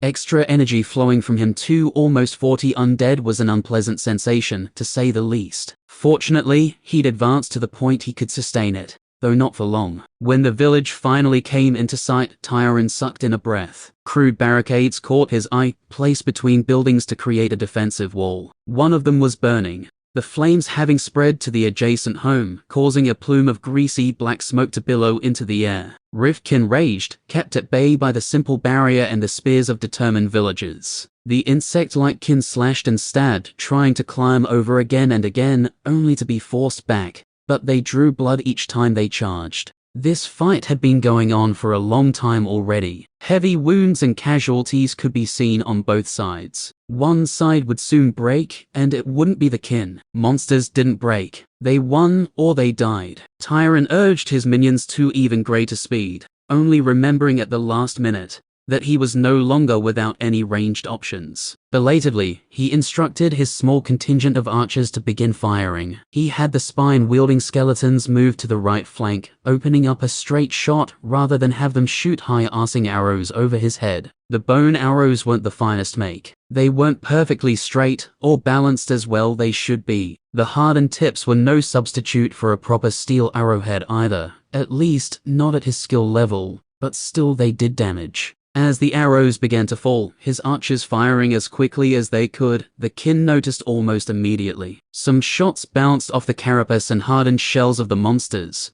but others penetrated, finding the right angle to puncture, or slipping through gaps in the armor. There were almost 100 of the creatures still alive, but most were smaller, more minor variants. What worried him were the handful of more threatening kin, the size of ponies, who stalked amongst their weaker brethren. The crazed monsters at the rear of the crowd turned and hissed as one, a rattling, alien sound that filled the ear and drilled deep into Tyron's ears. Then they charged. His skeletons formed up in neat ranks at a thought, 3 deep and 10 wide. His phalanx of silent, eerie warriors stepped forward in unnatural unison. Tyron knew his place and his role as a necromancer. He placed himself in the back, with his 4 revenants positioned nearby for protection. The ghosts he allowed to range forward. Whatever disruption they could cause with their freezing effect amongst the kin would be useful. Before battle was joined, his hands were already raised, words of power puncturing the air. Death blades. The dark blessing ignited along the motley weapons his skeletons bore, covering the blades in dark magic. The mage grunted as he felt his reserves dip. More minions meant more expenditure if he wanted them all to benefit from the spell. His need for arcane energy remained as bottomless as ever. Armed with their necrotic weapons, his skeletons were an intimidating sight. They stepped as a unit, fearless in the face of the monsters from beyond the rift. As the two sides met, fangs and blades slashed and clanged as the king drove themselves into his formation. The skeletons held as best they could, but they simply lacked mass, and were forced to drain yet more energy to hold their ground. His minions were surprisingly fast when they wanted to be, and moved with a lightness that belied their dreadful appearance. Made from only bones and magic, they weighed little. Even the toughened and hardened bones of those with high constitution weighed significantly less than an average person. Despite the buckling of their line, the skeletal soldiers made not a sound, their weapons rising and falling methodically as they hacked, slashed and stabbed at the creatures within their reach. The archers advanced, firing at any kin that tried to wrap around the right flank. His skeletal bows could pack quite a bit of power as it turned out, at least at these short distances. Smaller kin were skewered as they undulated across the ground. "Hold the line," Tyron bellowed as he tried to track the battle in his mind. So many things were happening at once. It was difficult to see it all at any one moment. He had to be careful. Something might try and rush his archers, in which case he would need to pull them back. Or a king could swing around and attack him, in which case he needed to activate his revenants. A stab of pain drove straight into his mind, causing him to flinch and slap a hand to his head. Where did that come from? He wondered. Was he under attack? For a terrifying moment, he spun on the spot, tiring to locate his attacker, only to find himself staring at the revenant to his left. Burning purple eyes stared back at him, reed from beneath by the flame that burned within its rib cage. "You," Tyron growled. "Trying to kill me now? We are engaged in a dangerous battle. Perhaps this slayer is too dangerous to keep." His fingers flexed as he prepared to bear down on the minion with his will. Then he paused. Not 10 meters away, the fighting raged as more kin turned from the barricade and attacked his undead. What he felt from the revenant hadn't been a desire to kill him, at least not entirely. "You want to fight?" Whoever he had been, this slayer had known his purpose. Even in death, it burned in his soul. His duty had been to kill Rifkin, and so it remained. "Go." Tyron flicked his jaw toward the monsters, along with a mental command. The pressure on his mind, which he hadn't been fully aware of, eased immediately. A skeleton couldn't display emotion, but perhaps there was a tiny hint of gratitude in the posture of his minion. He likely imagined it. His best servant would do its job well. Tyron should make sure he performed his. He raised his hands once more and snapped through the complex incantations, bringing down the shivering curse. Unaffected, his skeletons continued their work, but the Riftkin struggled in the piercing cold. The diameter of the curse wasn't enormous, only 10 meters across, but it was enough to impact the majority of the fighting. With those two spells cast, it was time for Tyron to turn to other, less impactful magics. Briefly, the mage considered his options. He could throw magic bolts, but he didn't have a good angle from his current position at the rear of the formation. The other option was to try to dominate the mind of a stronger Riftkin, but he wasn't keen to freeze himself during an ongoing melee. He would have to turn to his new spell. Once again, the words rolled from his tongue, and his hands flicked through arcane sigils, summoning and shaping the magic with proficient ease. This was far from an economical spell. Its cost exceeded Dominate Mind by a factor of 2, but the effect would hopefully be worth it. When the spell completed, Tyron stretched out a hand toward the largest monster he could see. Despite knowing vaguely how it would function, he was still surprised by what he saw next. Flecks of black magic swarmed like locusts through the air, taking on the shape of a grasping, clawed hand. Ignored by his skeletons, the flecks buzzed through and around the undead, forming, scattering and reforming with dizzying speed, until they were upon the intended target. Without thinking, he snapped his hand closed, and the claw mirrored his action. Formed from thousands of small shards made of death magic,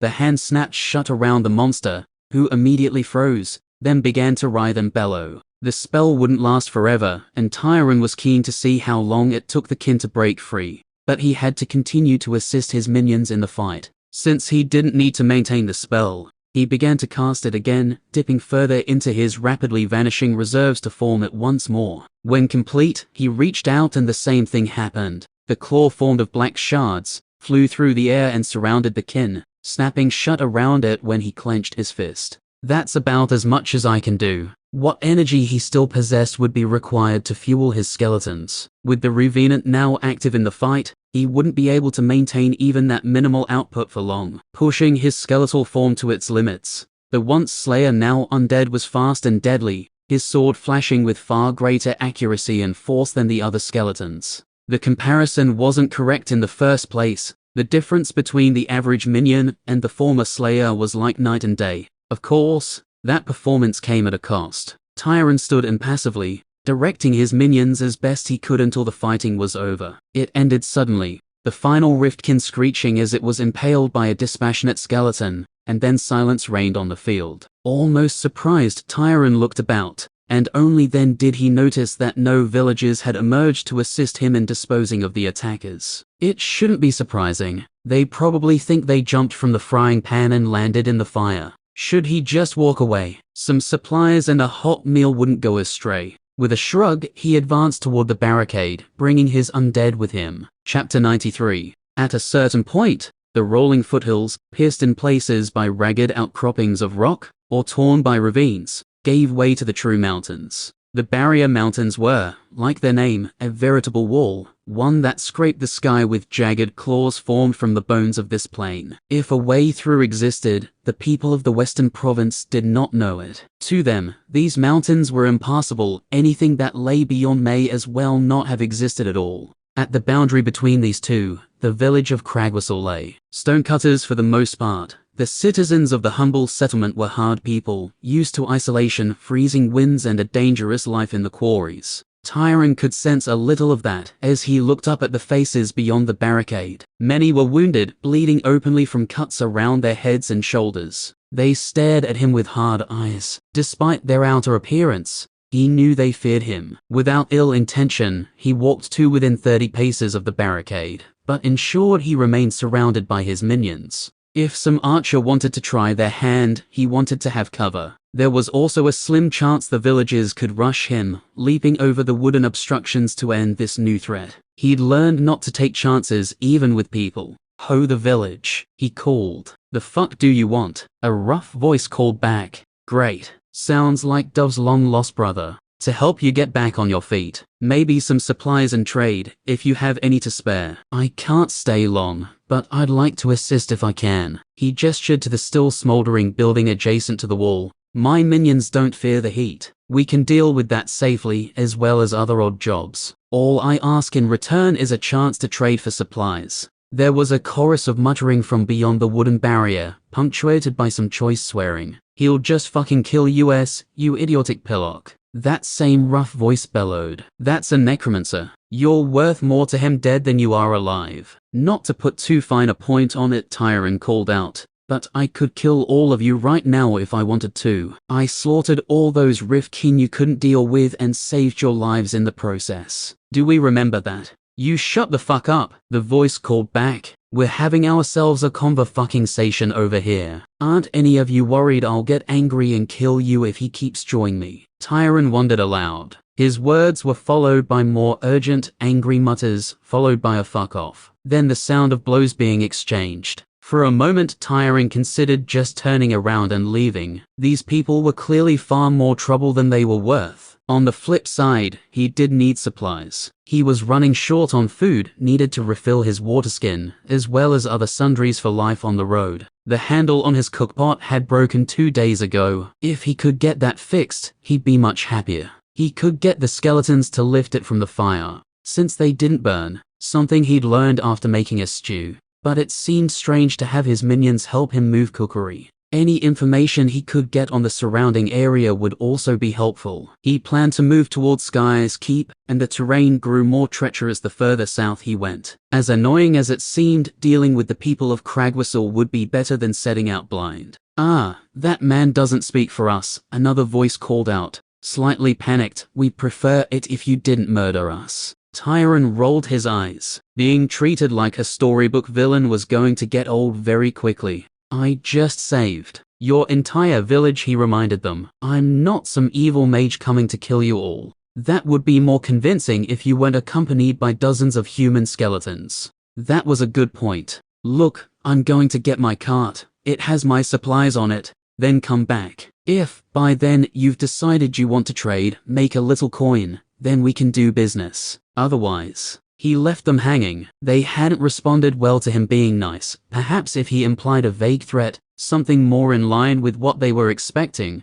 then he may get a more favorable response. Drained of magic, he was forced to pull an arcane crystal from his dwindling supply and pop it into his mouth. Cool. Pure magic began to flow into him, replacing what he'd lost, albeit slowly. He'd have enough to bring the cart up to the village, at least. When he returned, he was pleasantly surprised to see a gap had been opened in the barricade. The way through was barred by several angry-looking men, including one sporting a very fresh black eye, but at least they were willing to talk face to face. On his side, Tyron had his full complement of undead, including his ghosts hovering out of sight. He could bury this village in a tide of bone and blood in an instant if he so chose. Obviously he wouldn't, but they didn't know that. Nice to see some friendly faces, he said as he walked alongside the cart pulled by 8 skeletons. Who the fuck are these guys? Dove chirped from his place on the corner post. Tyron sighed. The skull had been asleep a moment ago, so he hadn't bothered to hide him. Now the once summoner glared down at the villagers with the purple orbs that functioned as his eyes. Woof. I've seen some ugly fucking villagers in my time, but by the mother's teats, these guys take the cake. Not looking so fresh yourself, fuckface. One of the men ground out, and Tyron recognized him as the rough voice who'd yelled at him earlier. He looked younger than Tyron had expected, though older than he was. Mid-30s perhaps. A scraggly beard clung to his chin, face blackened with soot and no eyebrows. Must have been up close and personal with the fire. It certainly didn't do his appearance any good. The necromancer raised his hands to try and make peace, only to have Dove cut him off. Yo, we've got a talker over here. What happened to your hair? You look like my balls if I dipped them in tar. Dickhead. You cockless abomination, the villagers spat. Get the fuck out of our village, you freak. That actually hurt. Dove sounded surprised. Not the abomination bit, the cockless bit. I really miss my cock. How about the two of you shut up? Tyron suggested coldly. He glared at Dove, then at the villager, who held his tongue after being jabbed in the ribs by his neighbor. When neither of them interrupted, he continued. What village is this anyway? He asked. I'm totally lost. Cragwhistle, the enormous man in the center of the line, said softly, and Tyron recognized him as the second voice he'd spoken to. We're just a humble village, mage. We don't have much. I don't need much, just some basics and a new pot handle.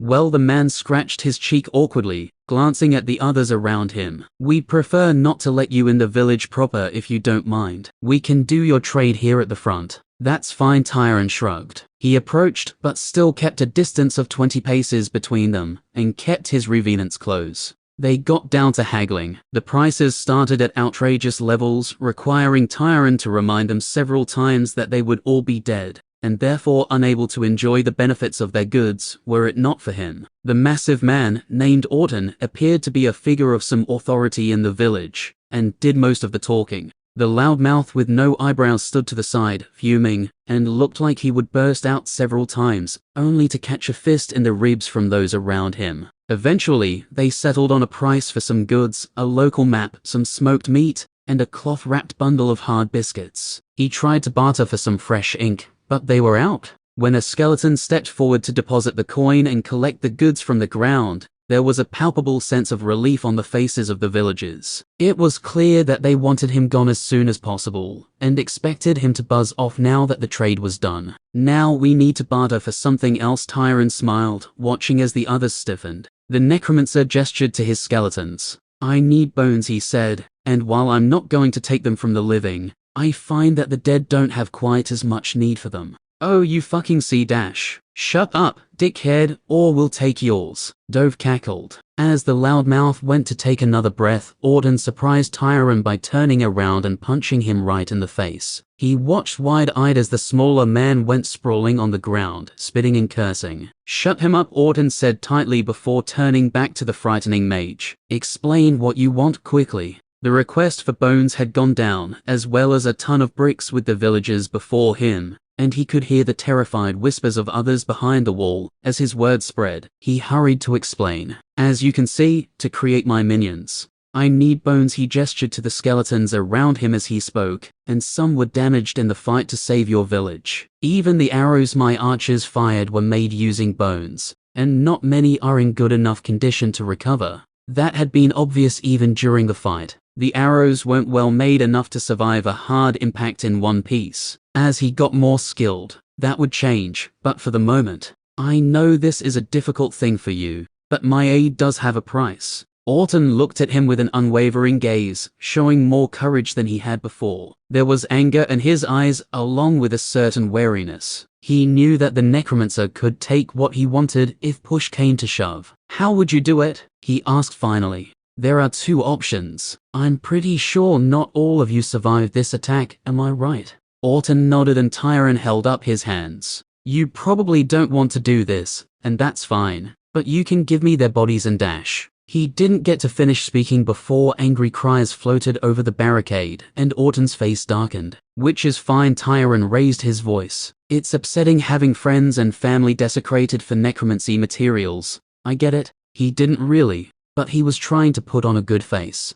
The other option is to let me into your graveyard. Point out some remains you're relatively happy for me to take. There must be some people buried there that nobody even remembers. Older bones would be less useful for him, but if they'd had particularly tough bodies, the remains may still be in good enough condition to raise. Otherwise, he could use them for various other purposes. Bone armor, arrows, replacing damaged bones, more bows. His need for raw materials would never be exhausted. We will need to discuss this, Orton said slowly. This is a difficult request. Our ancestors are buried here. Many of the families have lived here for generations. I'm not looking to clear out the place, Tyron defended himself. Just let me know what you can bear to part with. He sighed internally. I know it's difficult to accede to this request, but it is necessary. I'm trying to help people, just like I helped you today. I can't do that if I don't have materials to create my minions. The only way I can get what I need without murdering people is to steal it or ask for it. I'm trying to do the right thing. The villagers didn't appear happy to hear his words, but he felt at least Orton understood where he was coming from. I'll have an answer for you soon, he said. Chapter 94. When night fell that evening, Tyron found himself in increasingly familiar surroundings. Is it really inevitable that necromancers end up in graveyards all the time? He sighed. Dove was not impressed with his melancholy. Are you damaged in the head? You fucking moron. Of course a necromancer is going to be frequenting graveyards. That's where all the bones and dead bodies are. I get that. It's just a little bleak. He gestured to the cemetery, a worn and secluded area fenced off with a low stone wall. The gravestones were well made, created by experienced stone workers in the village. But the frequent rain and damp conditions eroded everything in time. The people of Cragwhistle had put generations to rest here, making the cemetery significantly larger than he'd expected. It's possible the village had been larger in the past to need so many graves. But Orton, who had accompanied him, wasn't too keen to engage in conversation. After marking the graves Tyron had been given permission to disturb, the villager had walked 100 meters away, folded his arms, and watched with a scarcely concealed look of disgust on his face, which seemed a little harsh. There wasn't even any butchery going on. Tyron had his skeletons bring the cart around, and then set his minions to work. With his reserve of trusty shovels, the skeletons were diligent workers, shoveling away without complaint. It was a finicky task to direct them when it came to laying out the remains, but Tyron had been getting used to it, and the task progressed at a good pace. You really can get used to anything, he mused, even directing undead to dig up graves. Not exactly the glamorous life of magic that I'd envisioned. In truth, he'd mainly seen himself locked in a tower studying books, occasionally emerging to hurl massive fireballs at things. He'd have access to powerful spells, his Slayer license and resources to further his craft, which qualified as a glamorous life in his book. Instead, he flicked through the pages of his notes between taking stock of his inventory. He'd improved rapidly in his control and understanding of the necromancer's art since his awakening, but there were many holes in his grasp of the theory. There just hadn't been enough time for him to test everything that needed to be tested. As a result, there were some things he grasped far better than others. which made his knowledge a bit lopsided. Another frustrating realization was that he had begun to run out of low-hanging fruit. Quick and easy ways to better his minions, improve the raise dead ritual, or gain quick levels had basically run dry. If not for his breakthrough learning to create revenants, he would be in a far worse position. Still, it wasn't all doom and gloom. He ran through his notes once again, tallying the items he most needed to focus on. First, there was the matter of death magic and the saturation process. The necromancer knew this was important, but couldn't quite figure out how. Further investigation was required. Second was optimizing the balance of his undead. How many ghosts did he need? How many revenants? How many archers? Equipping the skeletons had also begun to be an issue. He'd stolen weapons whenever and wherever he could, but with almost 50 skeletons, he needed a small fortune's worth of arms. His weakest and most damaged skeletons were swinging farming hoes at this point. Third, he needed to spend time bettering his understanding of ghosts. They were his second form of undead, after skeletons,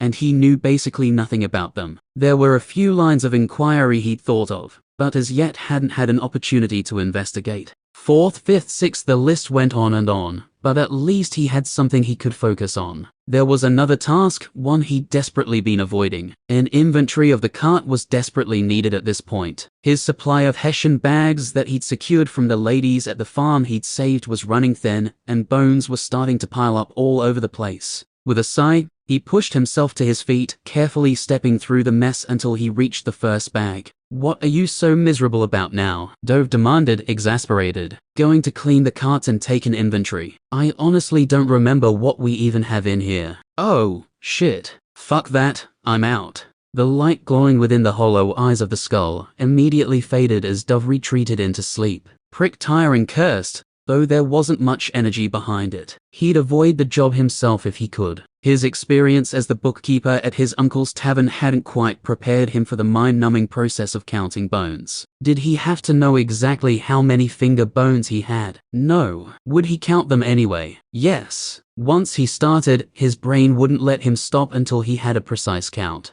Hours of fun for the entire family. Against his will, thoughts of Magnan and Beery bubbled up in his mind, and he pushed them away before they could sting him. His parents would be fine. They always were. Better to worry about himself. Loosening the knot on the bag, he reached inside, bending down to grab the contents at the bottom. Thunk. Before the sound properly registered, Tyron was already moving, throwing himself forward and burrowing into the bags. It wasn't lost on him that his first instinct was to seek the protection of human remains. As he rolled, he saw the arrow lodged deep into the wood of the cart bed. If he hadn't shifted his position, that might have been the end of him. Slayers. Only someone with archery skills and feats could be that accurate from long range. His ghosts hadn't seen anything within 100 meters of his current position. From that distance, in the dark. Please let there be only one, he prayed, though to whom he wasn't sure. Thunk, thunk, thunk. 3 more arrows slammed into the cart, narrowly missing as Tyron scrambled to organize his forces. Should have been wearing bone armor, you idiot, he cursed himself. No time for regret. Huddled amongst the bones, he directed his minions to secure the perimeter, and they acted swiftly to enact his will. Shovels were thrown down, and the collection process abandoned, as his skeletal warriors seized their weapons, and began to hunt for his attackers. Undead carrying shields gathered around the cart, creating a wall that Tyron threw himself behind the moment it was complete. His archers let fly into the darkness. Bone arrows whistled through the cool night air and shattered against stone outcroppings. He didn't expect them to hit, but hopefully, they would provide a distraction. Surrounded by his minions in a proper defensive formation, he began to feel a little more confident. His magic hadn't fully recharged yet, but he had enough in reserve to put up a fight, at least. His position secure, the skeletons began to fan out. 3 revenants in the lead. Ghosts drifted through the darkness, billowing cold and filled with hatred of the living. They hunted for any target through which they could vent their wrath. Tyron waited, unease warring with confidence as his undead continued to hunt for the attackers, but finding nothing. They can't have just vanished. Either they can hide too well for my minions to find them, or they retreated when their sneak attack failed. A very different threat than the swordsman he'd faced before, a ranger was deadly in an entirely different way. Hidden in the shadows, with the ability to strike from range, a ranger was, somewhat ironically, a much better matchup for him. Now that he knew they were out there, the element of surprise would be so much harder to grasp. Skeletons and ghosts may not have the best eyesight, but having to sneak past dozens of them would test anyone. As long as he kept his minions spread out around himself, he would be that much harder to approach. And since a ranger was much weaker in direct hand-to-hand combat, his skeletons would be a threat if they managed to gang up on the opponent. So long as this slayer wasn't significantly stronger than the last, he was confident he would win. As long as they're by themselves. Otherwise, I may have a dozen slayers after me very shortly. In which case, he was already dead. A team of slayers would rip through his minions and take his head in less than a minute. Am I actually fucked right now? No, there had to be something he could do. He suppressed the despair that threatened to overwhelm him, and forced himself to think. Protected by his minions, he was safe for the time being. He took a deep breath and calmed himself. There should only be one attacker. If there were more archers, I'd have been buried in arrows before I could blink. If there were a full team here, they'd have shown themselves already. That makes for two possibilities: a lone hunter who took a shot of opportunity and has retreated, now that surprise has been lost, or a scout who took a chance to finish me off, and is returning to bring the rest of the group. If the first were true, then he would be fine if he proceeded carefully. If the second were true, overhead, the barrier mountains loomed like an impenetrable wall. His only option to escape a group of slayers would be to retreat to a place they wouldn't want to go. You could try to rely on your allies a little more. A voice spoke from behind him. Tyron turned to see you're looking unusually pleased with herself, leaning against a dusty gravestone. That was different. She normally avoided touching anything even remotely dirty. You seem happy, Tyron said, trying to match her casual tone and watch for incoming arrows at the same time. Something to celebrate. The vampire smiled. I partook of a delicious meal. She sighed, her eyes slightly unfocused, as if she were drunk. You didn't kill anyone, did you? Tyron spluttered. He'd only just arrived at this village and saved them from attack. If a random, innocent person had died because he'd stuck around. I don't have to kill, your chided him, her eyes snapping back to their normal sharpness. That's not an answer to the question, you're. No, I did not kill anyone, she enunciated clearly. Though I could if you asked me to. You seem to have a slayer problem that needs to be solved. Always when I'm at my weakest. And I suppose there would be a price for such aid. Her eyes gleamed red. Of course. It would cost you very dearly. He didn't even need to ask what it was. Then I must decline, he said shortly, turning back to his minions. I can tell you a little something for free then, she said, though perhaps you could consider it a little favor.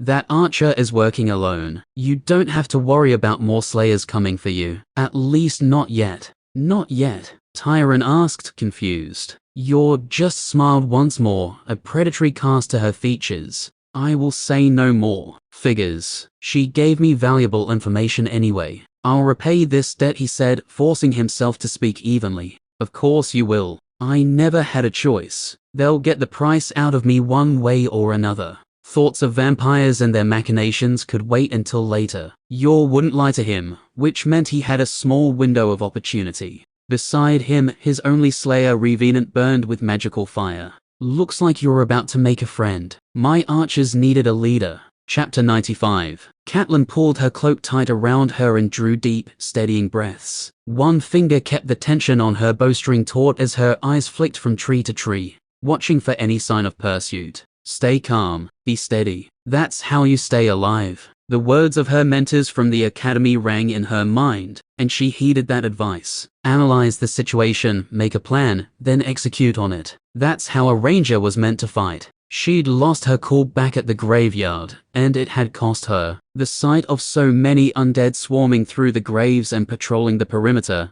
had shocked her. So many. She'd counted close to 40 of them, and doubtless there were more watching the other side of the cemetery. This necromancer was supposed to have awakened at the same time she had. How could he possibly be able to sustain so many undead? A chill had run up her spine as she considered what level he must have been. How many people did he murder to advance that quickly? How large a trail of destruction had this monster left in his wake? She'd hesitated in that moment, a shiver of fear running down her spine. She'd wondered if she should back off, return to the others and negotiate to share the prize, but had decided not to. All she needed was one arrow to find the mark, and the money would be hers alone. But she'd rushed. A better opportunity would have presented itself if she'd been patient. Pushed by her fear, she'd attacked too soon and failed. It's fine. He never saw you. Take some distance, gather information, and then prepare for another strike. Her heart had finally slowed to its resting rate, and Kat breathed deep one more time,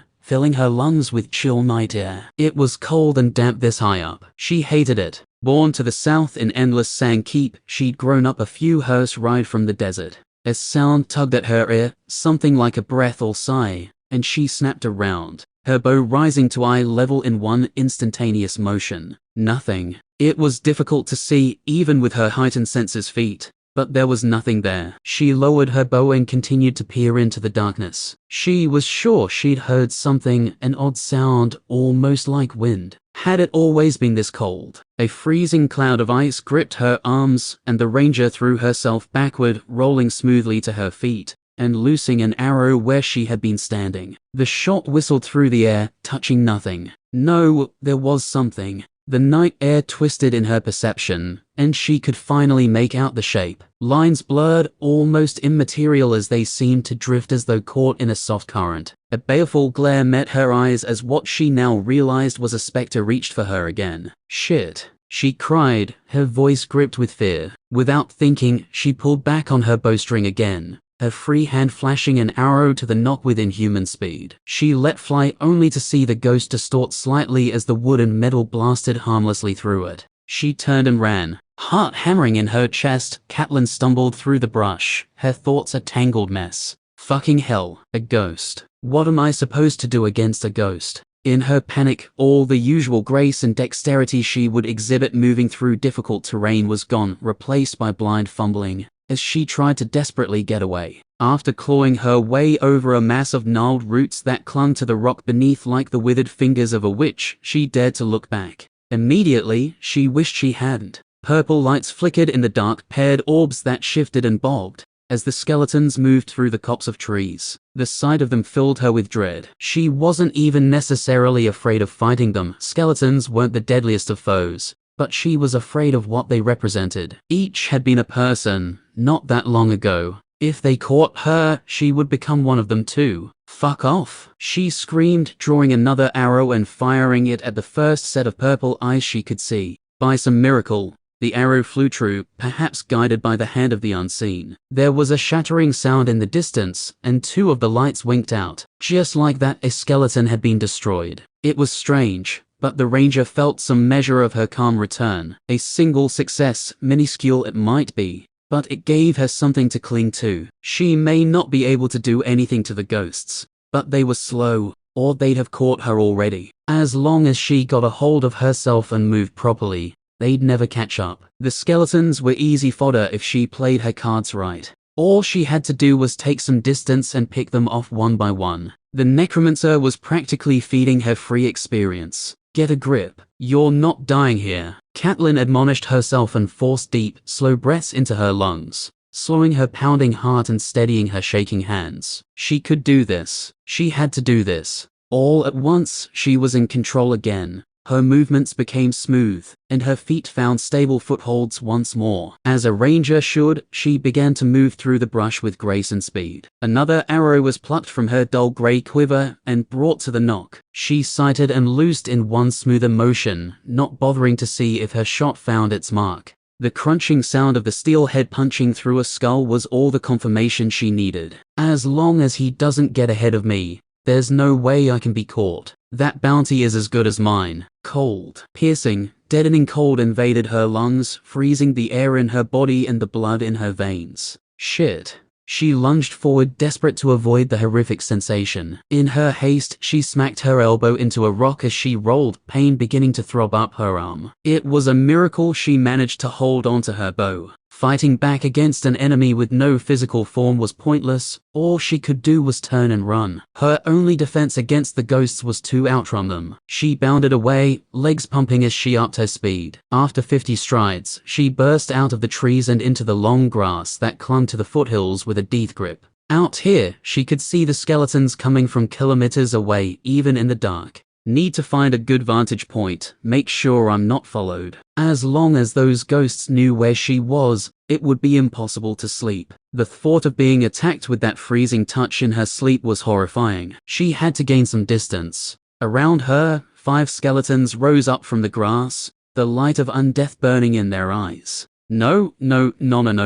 A flash of memory sparked deep in her brain. Her instructor smacking an open palm across the back of her head. Think fast, move faster. If you get caught in a melee, you need to get out of it. Fast. Use your speed. The training paid off. She dropped her bow and snatched the machete from her belt, running straight at the closest undead, with the hilt clenched in both hands. A wild yell burst from her lips as she slashed with all the strength she could muster. So long as she didn't get surrounded, she would escape. Losing the bow hurt, and meant she had to give up on the bounty, at least until she got another one, but escaping alive came first. The skeleton moved fluidly, bringing its rusted blade up in a neat block. With the full weight of her body behind it, the blade of the machete crashed through despite the clean defense, sweeping the skeleton off its feet. Catelyn grit her teeth and rushed into the gap, not bothering to look behind her. The skeleton swung at her legs as she ran past, but didn't have the leverage to put real force behind it,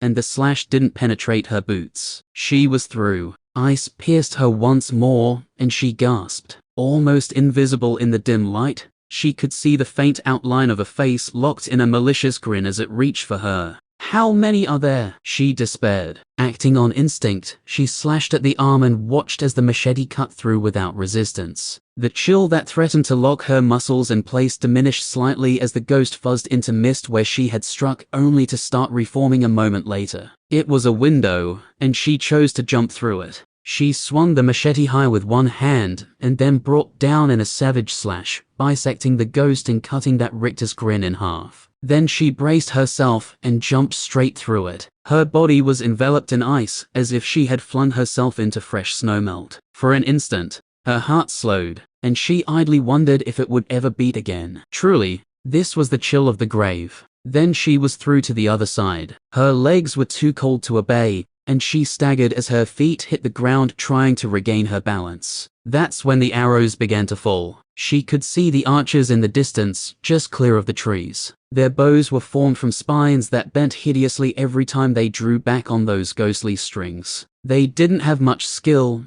but the 3 of them shot as fast as they could. Catelyn gave a frustrated hiss as she rolled to her right, trying to avoid projectiles she could barely see. I'm not running away from a slayer. I'm on the run from an army. Throughout the pursuit, the necromancer hadn't even shown his face, yet she'd been pushed to this state. If she took an arrow to the leg or knee, she was dead. Need to get out of range. Even with her ranger's endurance, it was difficult to force energy into her legs, but she pushed and finally began to move. Just as she began to gain momentum, she heard a voice for the first time during this pursuit. Words of power slammed into the air, twisting the fabric of the world. At the sound, Catelyn turned her head to see the dark-clothed necromancer had emerged from the tree line, his hand extended like a claw towards her. Despite her being on the run, he was still well protected, with a number of skeletons bearing shields close by his side. Since she'd seen him at the graveyard, he'd found time to adorn himself in a bone-like armor. Maybe it was bones.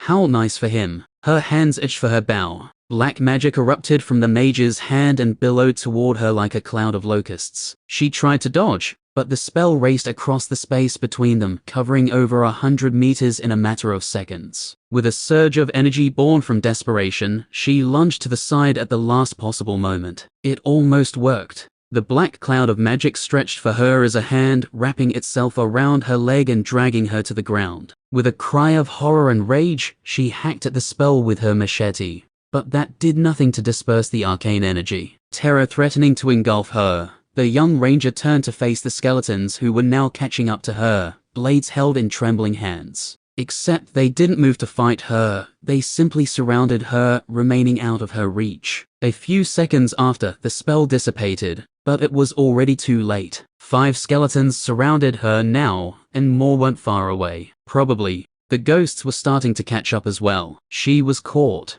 Catelyn sank to her knees, as the horrible implications of that began to sink into her mind. Would she be killed? Would her remains be desecrated, used to create an undead servant just like these? Mother and father would never get to bury her. As she thought of her family, hot tears began to roll down her cheeks. When she heard booted footfalls approaching through the grass, she scrubbed them away, angrily. She wouldn't give this bastard the satisfaction of seeing her cry. If she was going to die, she'd die like a slayer. She kept her head down as the man approached, machete still gripped in her hand. If he drew close enough. Of course, he didn't. The prick stopped 10 paces away, and sighed. By the abyss he groaned. I hate this. That hadn't been what she expected to hear, but what did it matter? This sadistic asshole would slit her throat and carve up her remains any second now. Any second. Surprised to still be alive, she finally turned and looked up at the mage. His expression was twisted into something between regret and irritation. Eventually, he reached up, slapped a hand to his face and sighed. What am I going to do with you? Chapter 96.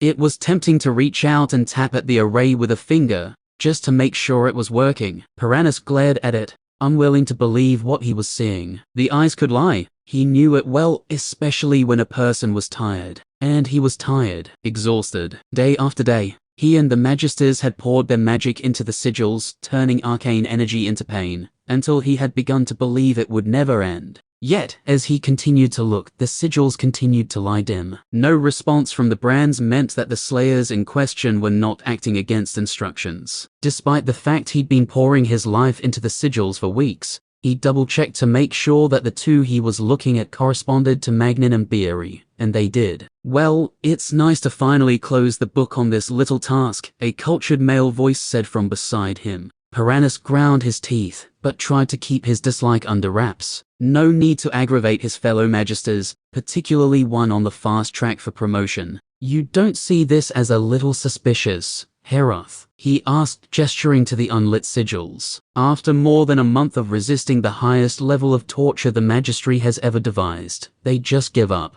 Brushing back his long golden hair with one hand, Herath smiled and shrugged carelessly, irritating his contemporary even further. It's clear that the Steelums concocted some method to resist or limit the effects of the brand, but they were unable to suppress it completely. Despite their best efforts, they were eventually broken down by our relentless pressure. A triumph for the Magistery and quite the feather in our cap, in my view. The strongest slayers in the entire province couldn't resist our will. Doesn't that mean all is working as intended? Piranus's eyes boggled. We needed a rotating team of Magisters working around the clock for a month to get any response at all. Does that sound like everything is fine? They must have discovered a flaw or weakness. As he muttered to himself, Herath just shook his head. I swear, you just refuse to take a win when it's handed to you. Look, he pointed, the sigils are silent. The Steelums will obey, or they will die. That is the end of it. Despite himself, Piranus tried to let his irritation and anxiety go. He was just being paranoid, an unfortunate result of the ordeal he'd gone through over the previous weeks. Just by a hair, he allowed himself to relax, and only then did he realize how tightly wounded he'd become. I need to sleep for a week, he muttered, and Herath grinned. I'd invite you to the Jorlin estate. The grapes are being harvested at the vineyards. You can smell the wine in the air. He closed his eyes and flared his nostrils as if imagining the rich scent, then shook his head, but only family are allowed. Apologies, brother. Then why mention it? Piranus growled. A robed servant nervously tapped at the door. What? The disgruntled Magister snapped. Always has to flaunt his family connections, as if his natural gift for magic wasn't enough. Arrogant prick. The lady would like to see you, the servant bowed. Blood instantly froze in his veins. Do you mean myself, or Magister Jorlin? Piranus forced out. The lady requested you by name, Magister Taradus. Herath placed a comforting hand on his shoulder. Try not to piss her off and get yourself killed, he said, smiling. I will kill you one day. I will kill you, and laugh. Lead the way, he ground out. Bowing low, The servant turned and began to lead the way, studiously ignoring everything he and his contemporary had to say. Piranus served a fresh glare to his fellow magister, leaving him in no uncertain terms as to his feelings. Herath simply smiled. "Stop letting him get to you," he admonished himself as he left the chamber. Within that small room, the marks of all the highest-ranked slayers in the province were kept, under lock and key in the heart of the tower. It was that room, and the others like it, that maintained the marks of all the lesser slayers, that put the magisters firmly in control of the populace. The slayers were the attack dogs of the empire, unleashed on the rifts and the monsters that came through them. The magisters were the masters, one hand firmly on the leash at all times. Control led to order and order led to survival. That was the mandate handed down from the divines to his order, and he tried to let some of that prestige and power flow into him now. Magisters did not bow and scrape. There was no need for him to be afraid. He and those like him were captains of the ship that was the empire. But they didn't own it. When they arrived outside a large, gleaming wooden door, he waved the servant away and wiped his sweaty palms on his robes. All he had to do was mind his tongue. He knocked. Enter came a clinical reply. The door swung open to reveal the lady's quarters, as lavish and elegant as ever, with the lady herself in her customary position, seated behind her oversized, ornate desk. "Magister," she greeted him, her tone as neutral as always, "please come and sit." She gestured to the chair position to one side, and Piranus eyed it like a viper. Refusing to let his trepidation show, he took wide steps, grabbed the seat with more force than was perhaps strictly necessary, and moved it opposite the noble before he reclined. Lady Erin watched this take place with the usual impassive expression on her face, as if everything he did, or could do, was boring to her on a fundamental level. When she spoke, it was almost as if being forced to do so was disappointing. "I understand that congratulations are in order," she said. Her icy blue eyes were wintry cold as they pinned him to his seat. There was no celebration evident there. "It would appear so,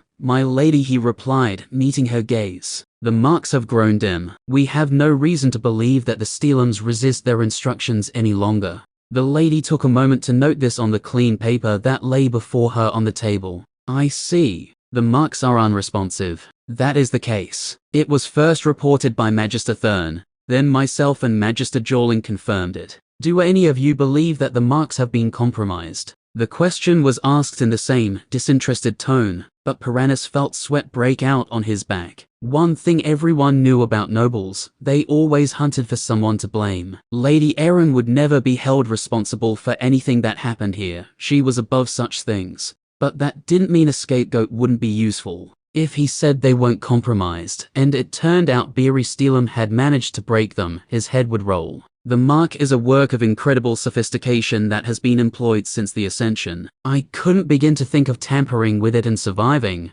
What are the odds that a slayer could do so? Then again, Beery is no ordinary slayer. It is my understanding, he said carefully, that the stated position of the aristocracy, the Church of the Divines, and the Magistery, is that the mark cannot be compromised. It was a good answer. Neither yes nor no, he simply spoke the truth. Everyone believed they were foolproof. "Then the Steelums are moving to execute their criminal child?" she asked, as if discussing the weather. "We have no reason to believe otherwise, my lady." Her eyes flickered down to the page, then back to meet his. "And what is your personal belief, Magister?" A direct question, the worst kind. "I believe that the Steelums developed a method that allowed them to blunt or resist at least part of the pain caused by the mark," he said slowly. "Using this method, they were able to endure until this point. But now their will has broken and they obey. That is what I believe to be the most likely series of events." It was the most likely. Herath had believed it also. "I did not ask what you believed was most likely. What do you believe?" He swallowed. "I find it difficult to believe that two individuals such as the Steelums would give up so easily. I do not believe they will willingly kill their own child." Lady Erin watched him for a moment, a glimmer of interest finally appearing in her eyes. She leaned forward, resting her chin on her own steepled fingers. "Well, I should hope that they don't," she said dryly. Piranus was taken aback. "Isn't that what they'd wanted all this time?" "I don't understand," he said. "You don't want them to kill him?" The noble shook her head slightly and scared, her brown curls waving. "What will happen if they refuse to obey their orders?" she asked him as if lecturing a student. As if I didn't know. We will use their marks to torture them to death, he said. Obviously, now that they no longer resist, they will not be granted a second chance. If they do not bring us the head of their boy, we will resume the torture in a week. The Magister wanted to slump forward, so his ordeal was not over yet.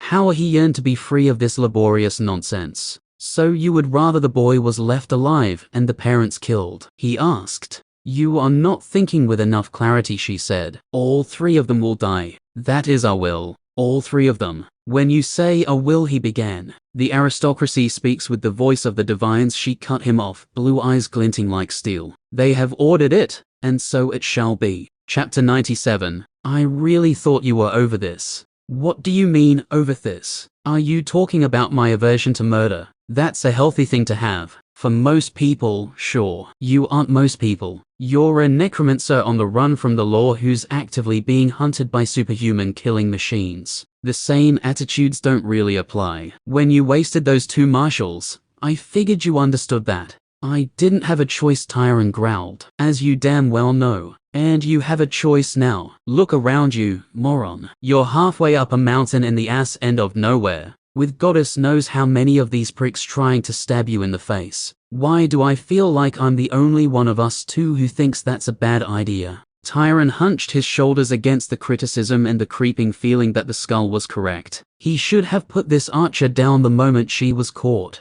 Her remains were valuable to him, extremely so, now that he could create revenants. As a leader for his archers and as a deadly ranged option, she would give him tactical flexibility and another powerful minion. Instead, he looked down, tied hand and foot carried between two skeletons. The archer looked back up at him, or glared up at him, more accurately. I don't suppose you have any advice? He asked her. She was gagged, obviously, but he could guess what she wanted to say. Most of it involved swearing, violence and his balls. She'd get along with Dove, most likely. What were his options? There weren't many, and basically none of them were palatable. He sighed. This was getting too complicated. I don't want to kill slayers that I don't have to, he said firmly to the skull. My parents are slayers. I've wanted to be one my entire life. I can't just go around massacring them. Nobody said anything about massacring. This is self-defense, man. Look, I was a slayer myself once upon a time.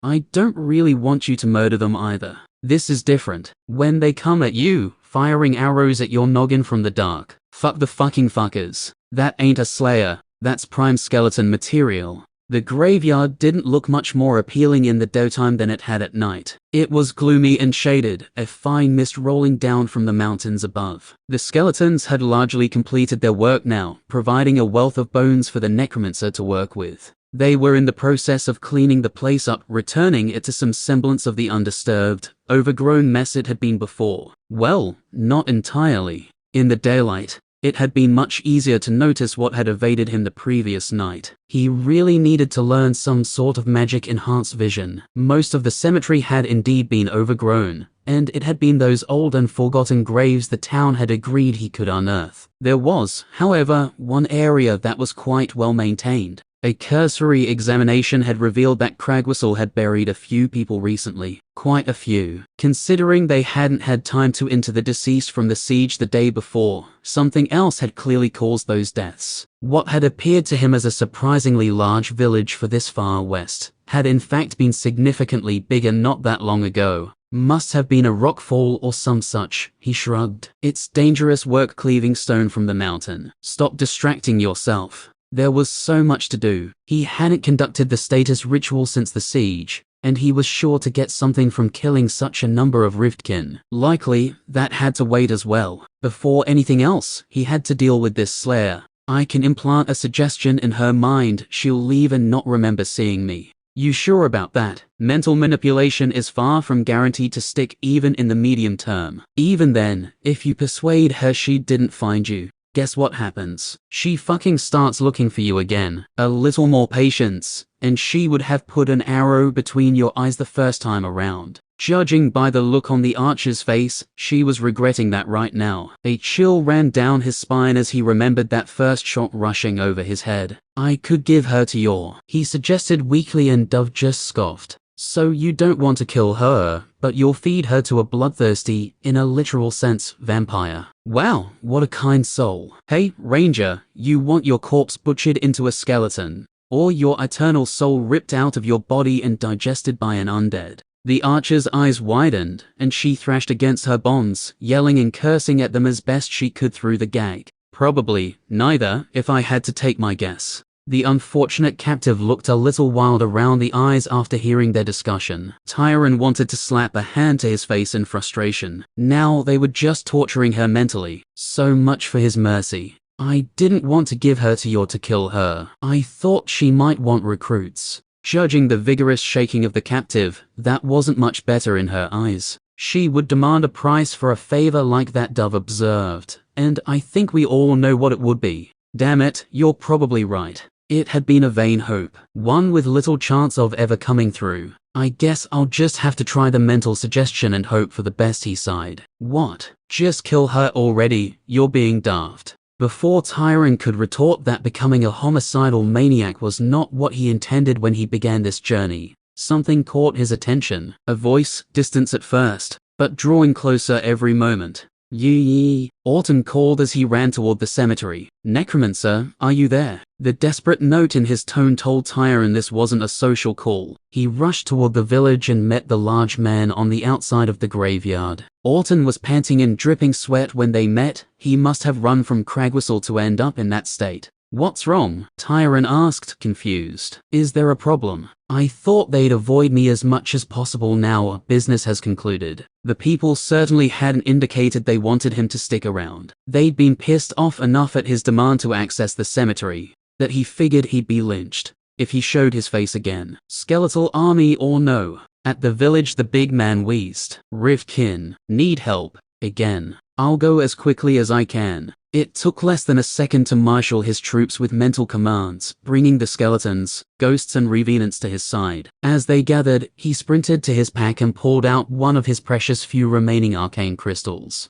To cover that amount of ground quickly, he would need to push his minions hard, which meant draining his magic at an accelerated pace. If he wanted enough in the tank to fight with, he needed to supplement himself. After a moment of hesitation, he peeled off 4 skeletons and a revenant to keep his captive archer hidden and secure. Who knows how Autumn would react if he found the slayer bound and secured in the graveyard. Better to be cautious. With everything assembled, including Dove clutched in one hand, he set off at as fast a pace as he could sustain, which amounted to a jog rather than a run. Can't we go faster? Autumn wheezed. The man looked like he would fall over if they moved any faster. Perhaps he thought Tyron was slowing down for his sake. Skeletons can move quickly over short bursts, but they drain my magic, he explained. If we go any faster than this, I'll have nothing left when we get there. The villager frowned but nodded after a moment. Just as well, Tyron really couldn't move faster than this. To go at even this pace caused his ghost to suck power from him at an alarming rate.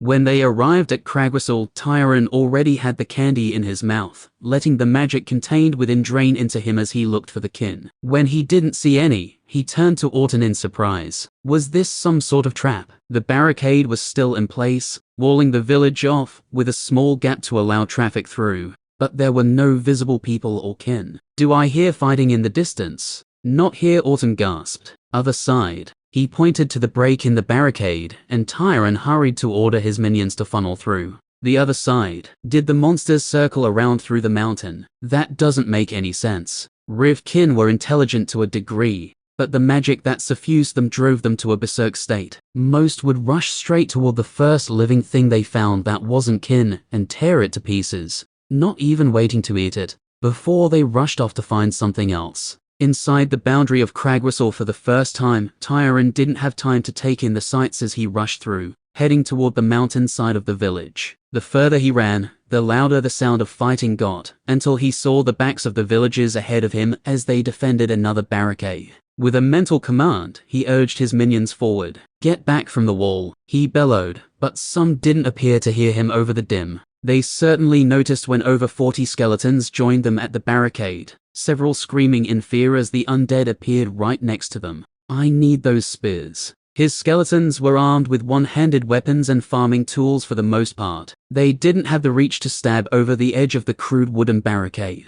He ran forward to a small cluster of villages. "I'm here to help," he assured them. "I need your spears so the skeletons can fight over the wall, please." It took a little convincing, but they did hand them over, and he had his revenants distribute them amongst his minions. He urged them to convince the others to hand over their arms. Before he ran to join his undead at the wall, the ghosts had only just caught up, and he forced them through the barricade and out the other side, hoping they could cause some disruption with their freezing touch. The archers took position atop small platforms the villagers had been using to fire over the wall, and began to shoot at whatever they could see. Although he didn't want to expose himself to danger, Tyron wanted to get a look at whatever was on the other side, before he made any further decisions. "Take a peek, then get back." He poked his head over the edge of the wall for a brief moment, before he pulled it back down, cursing. What in the name of the divines? Rivkin, of that there was no doubt, except not from Nagrathan. Instead of the insect-like monsters he'd fought since his time in Woodsedge, these were completely different.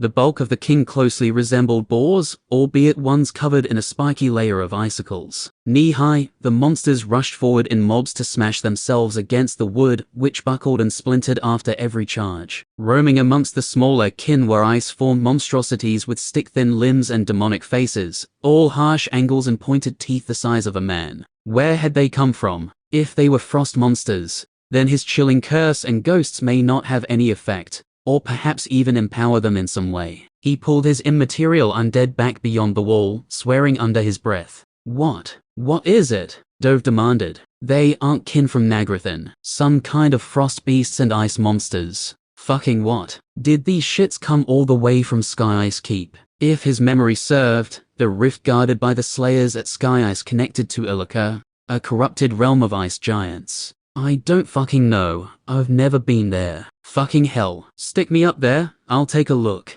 Tyron quickly hefted the skull up with one hand, held him there for a second, then pulled him down. "Oh, shit. I've got bad news, kid." "What?" "Those kin are not from Illica." All along the wall, the skeletons were engaged in battle now. Those armed with longer weapons were thrusting at the balls every time they charged, and a few had engaged an ice creature as it drew close enough to attack. Okay, what does that mean? There might be a new rift forming in the mountains. Chapter 98. A few things snapped into place at once for Tyron. He was no rift expert, but he had obsessively studied everything related to Slayers since he was able to read. A rift forming was a major, disastrous event, shifting the flow of magic in a wide area. Depending on the size of the rift, it could manifest in a cataclysmic detonation of power, similar to what had happened at the Nagrathan Rift. Another realm connecting to this one could have created enough of a disruption to cause the break that had devastated the Western Province. He could learn more by talking to the villagers later. For now, he had a battle to win.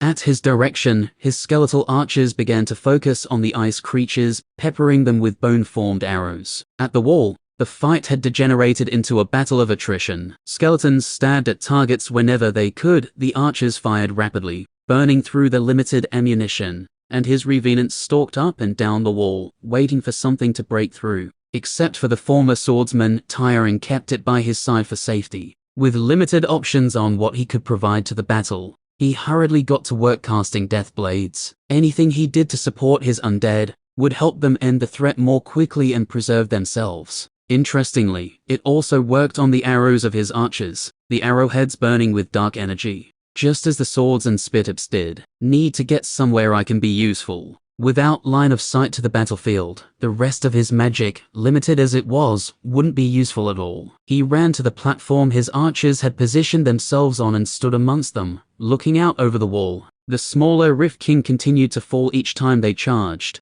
which was beginning to cause a problem. As their bodies piled up at the edge of the wall, they formed a small mound that let the next charge hit a little higher up. Some of the boar creatures were even able to bite and lunge at his skeletons when they stood on enough of their fallen kin. The main threat continued to be the humanoid ice creatures. Already, a few skeletons had fallen to their frozen hands, which seemed to cut straight through a skull, as if they were made of paper. He had his targets. With his growing strength, Tyron could form magic bolts with incredible speed, snapping them into existence with both hands in under a second. It was impressive progress, but it remained a weak, base-level spell. Picking his moment, he flung both bolts at the next ice creature to approach the wall. As it reared up to its full height and challenged his skeletons, Tyron let his spells rip. More practice was needed to improve his aim. Only one spell hit, but it was enough to shatter a portion of the creature. Ice shards sprayed into the air, the king clutching at its shoulder.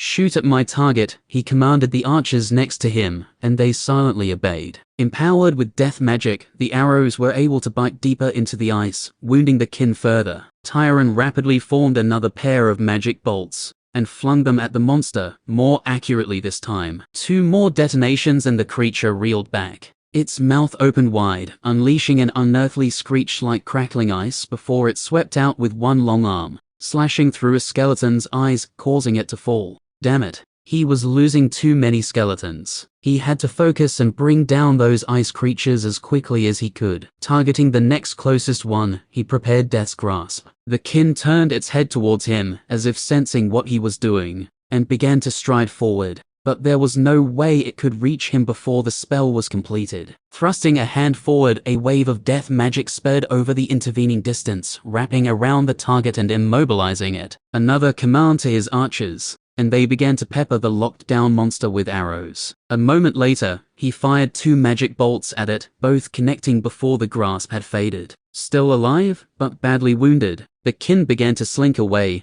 and he let it, turning his attention to more dangerous targets. In this manner, the fight dragged on, the wall receiving a battering, but holding up against the onslaught as his skeletons pushed back against the tide. Whenever he saw an opportunity, he would try to snipe one of the larger kin, either dominating its mind and having his archers fire at it, or locking it down with Death's Grasp. After another 3 had fallen in this manner, the rest were much more cautious in how they approached, which suited Tyron down to the ground. His casualties had slowed tremendously thanks to their reticence. Eventually, the citizens of Cragwhistle were able to regroup themselves and rejoin the fight. Even Orton recovered enough to take a place at the wall alongside the undead, swinging with a long-handled hammer over the barricade to swat away Rivkin that drew too close. Perhaps it was his example that persuaded the others. Once Orton showed his willingness to fight, the others rushed to join, picking up their bows and whatever else they could find. It took time, but eventually, the kin were driven off or slaughtered, piled high against the flimsy wooden barricade. Splintered in places and completely broken in others, the barricade was in desperate need of repair. The balls had broken clean through in several spots, and only the timely intervention of the revenants had prevented the line from crumbling.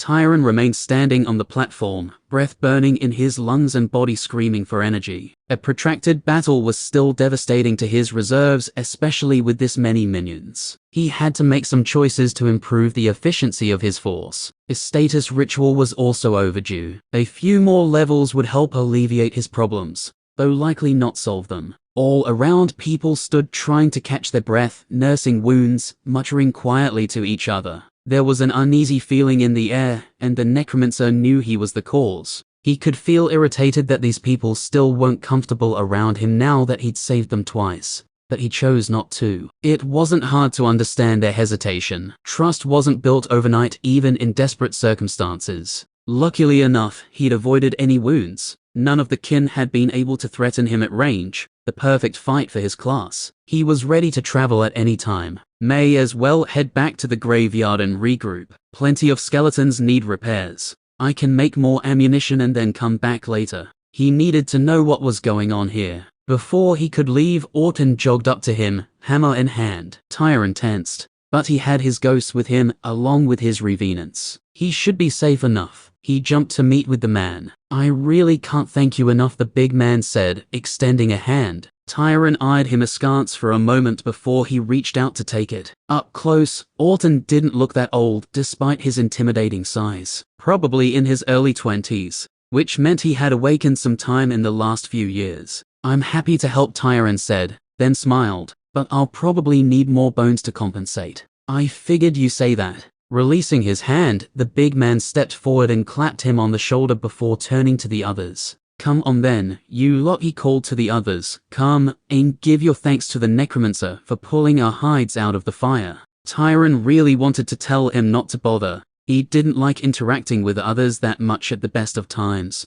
But to his surprise, the villagers barely hesitated before coming to thank him. True, very few of them met his eye, but he could tell they were grateful. It was almost enough to bring a tear to his eye. After being rejected by people for so long, it felt good to be thanked for doing the right thing. He'd killed Rifkin and been applauded for it. He felt like a slayer. Orton and a few others gathered to divvy up jobs across the villages, with a kind of efficiency that indicated they had done this a few times before. By the time they were done, people were fetching wood, repairing the barricade, helping the wounded and sorting through the dead kin. I should barter for a share of the calls. Plenty of gold remained from his looting of Woodsedge, but a little extra currency in the form of calls wouldn't go astray. He could even get a little enchanting done if he could find someone willing to work with him. Vastly cheaper if he were able to provide his own calls. Orton walked up to him, an exhausted expression on his face. Sorry to leave you standing around so long. It's not a problem. I should probably get going anyway.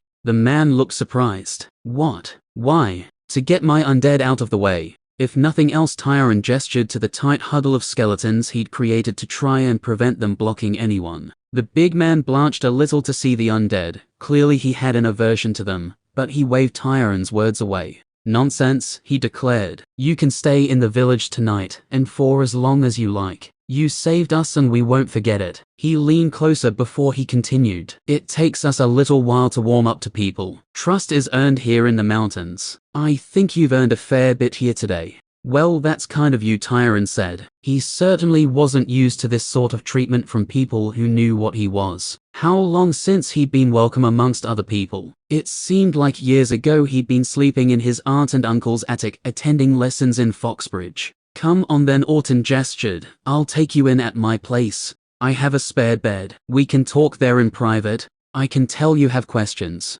Minutes later, Tyron sat down at Orton's table. His skeletons lined up in neat ranks outside, though not where the villager could see them. A mug slammed down in front of him, and Orton began to fill it with a foamy, dark beer, brewed local. We use it to strip paint as well. Tyron took a drink and immediately fell into a coughing fit as the fiery brew burned down his throat. Sounds like good shit, Dove sighed. Wish I could still drink. Their host hesitated for a moment, then shrugged and poured a brew for the skull as well, though he avoided looking directly at him. Wouldn't want to be accused of poor hospitality. Dove sounded genuinely touched as he thanked the man, getting Tyron to raise an eyebrow. All Orton needed to do now was buy him a prostitute, and he'd be Dove's best friend forever. The rift, he said as the big man sat down heavily in the chair opposite. What is going on out there? For how long? Orton groaned as he enjoyed a pull from his own mug. Give me a second, he said. It's been a rough day. He collected himself. Just after the break, immediately after, really. It was only a few at first, not a big deal.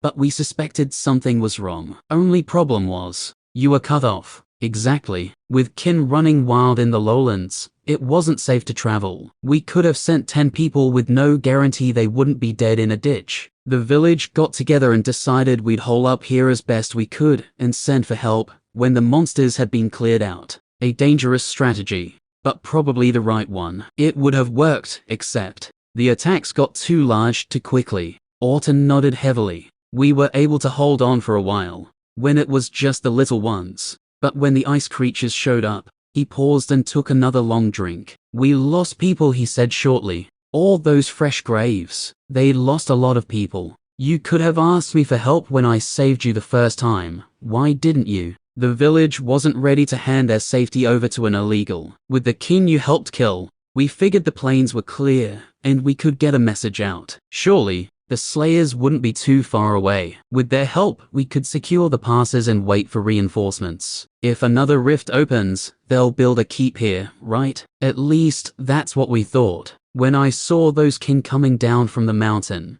I knew we wouldn't be able to hold against that many, so I ran to get you. This situation was perilous for the villagers. It was far too dangerous for them to remain. You should evacuate, Tyron told him. The plains are clear of kin. You can head to a secure village and base yourselves there. The kin won't stray too far from the rift, at least not for a while, so you'll be safe until the Slayers come. He hadn't even finished before Orton was shaking his head. I've tried to convince people. They just won't leave. Some stubborn and downright stupid blood runs through these mountain villages. The way he said it clued Tyron in. You weren't born local, he said. No, the big man replied. I moved here after my ascension. Not many places for a mason to work where he can be his own master. I didn't feel like slaving away in the city for 10 years under apprentice contract, so I came out here. He drank again. These people were born here and they'll die here, simple as that. Madness, as far as Tyron was concerned.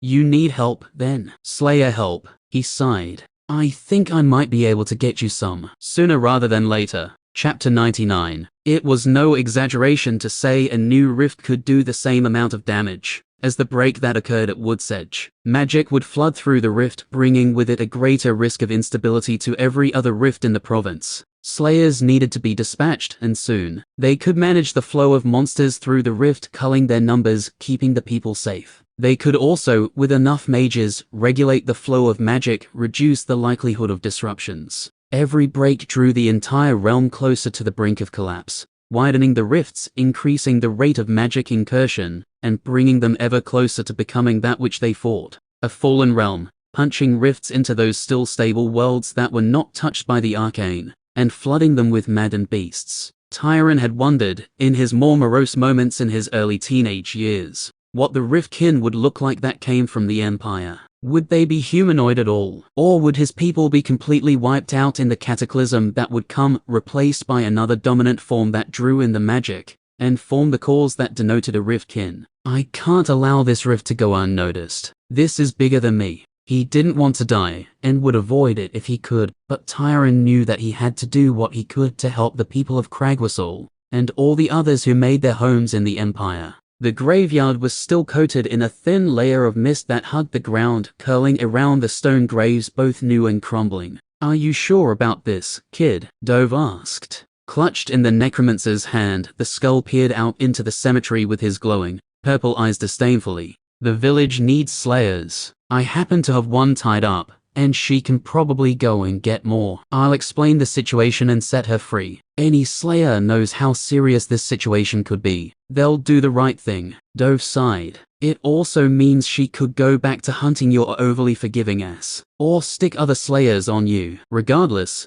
it means your shit will be twisting in the breeze again. It's the right thing to do. The skull sighed again. It hurts me, and I mean really hurts me, with a deep, spiritual pain, to agree with your goody two-shoes bullshit. But you do. Goddess help me. I do. Friend in hand, Tyron continued to walk back to the place he had left the archer bound and guarded. Hello there, he called as he approached. I'm back. Got some good news and bad news for you. He trailed off as he drew close. The archer was gone. Rope, cleanly cut, lay in a tangled mess on the ground, along with his skeletons. Look at these assholes, Dove scoffed. On the job, but they went and got completely legless. He was right, though not in the sense his undead had gotten drunk. Somehow, the archer had managed to free herself and destroy the skeleton's legs. In the chaos up at the village, he hadn't noticed his minions here fighting. If they'd been destroyed, he definitely would have realized something had happened. So the Slayer had cleverly disabled his servants rather than destroy them. Very smart.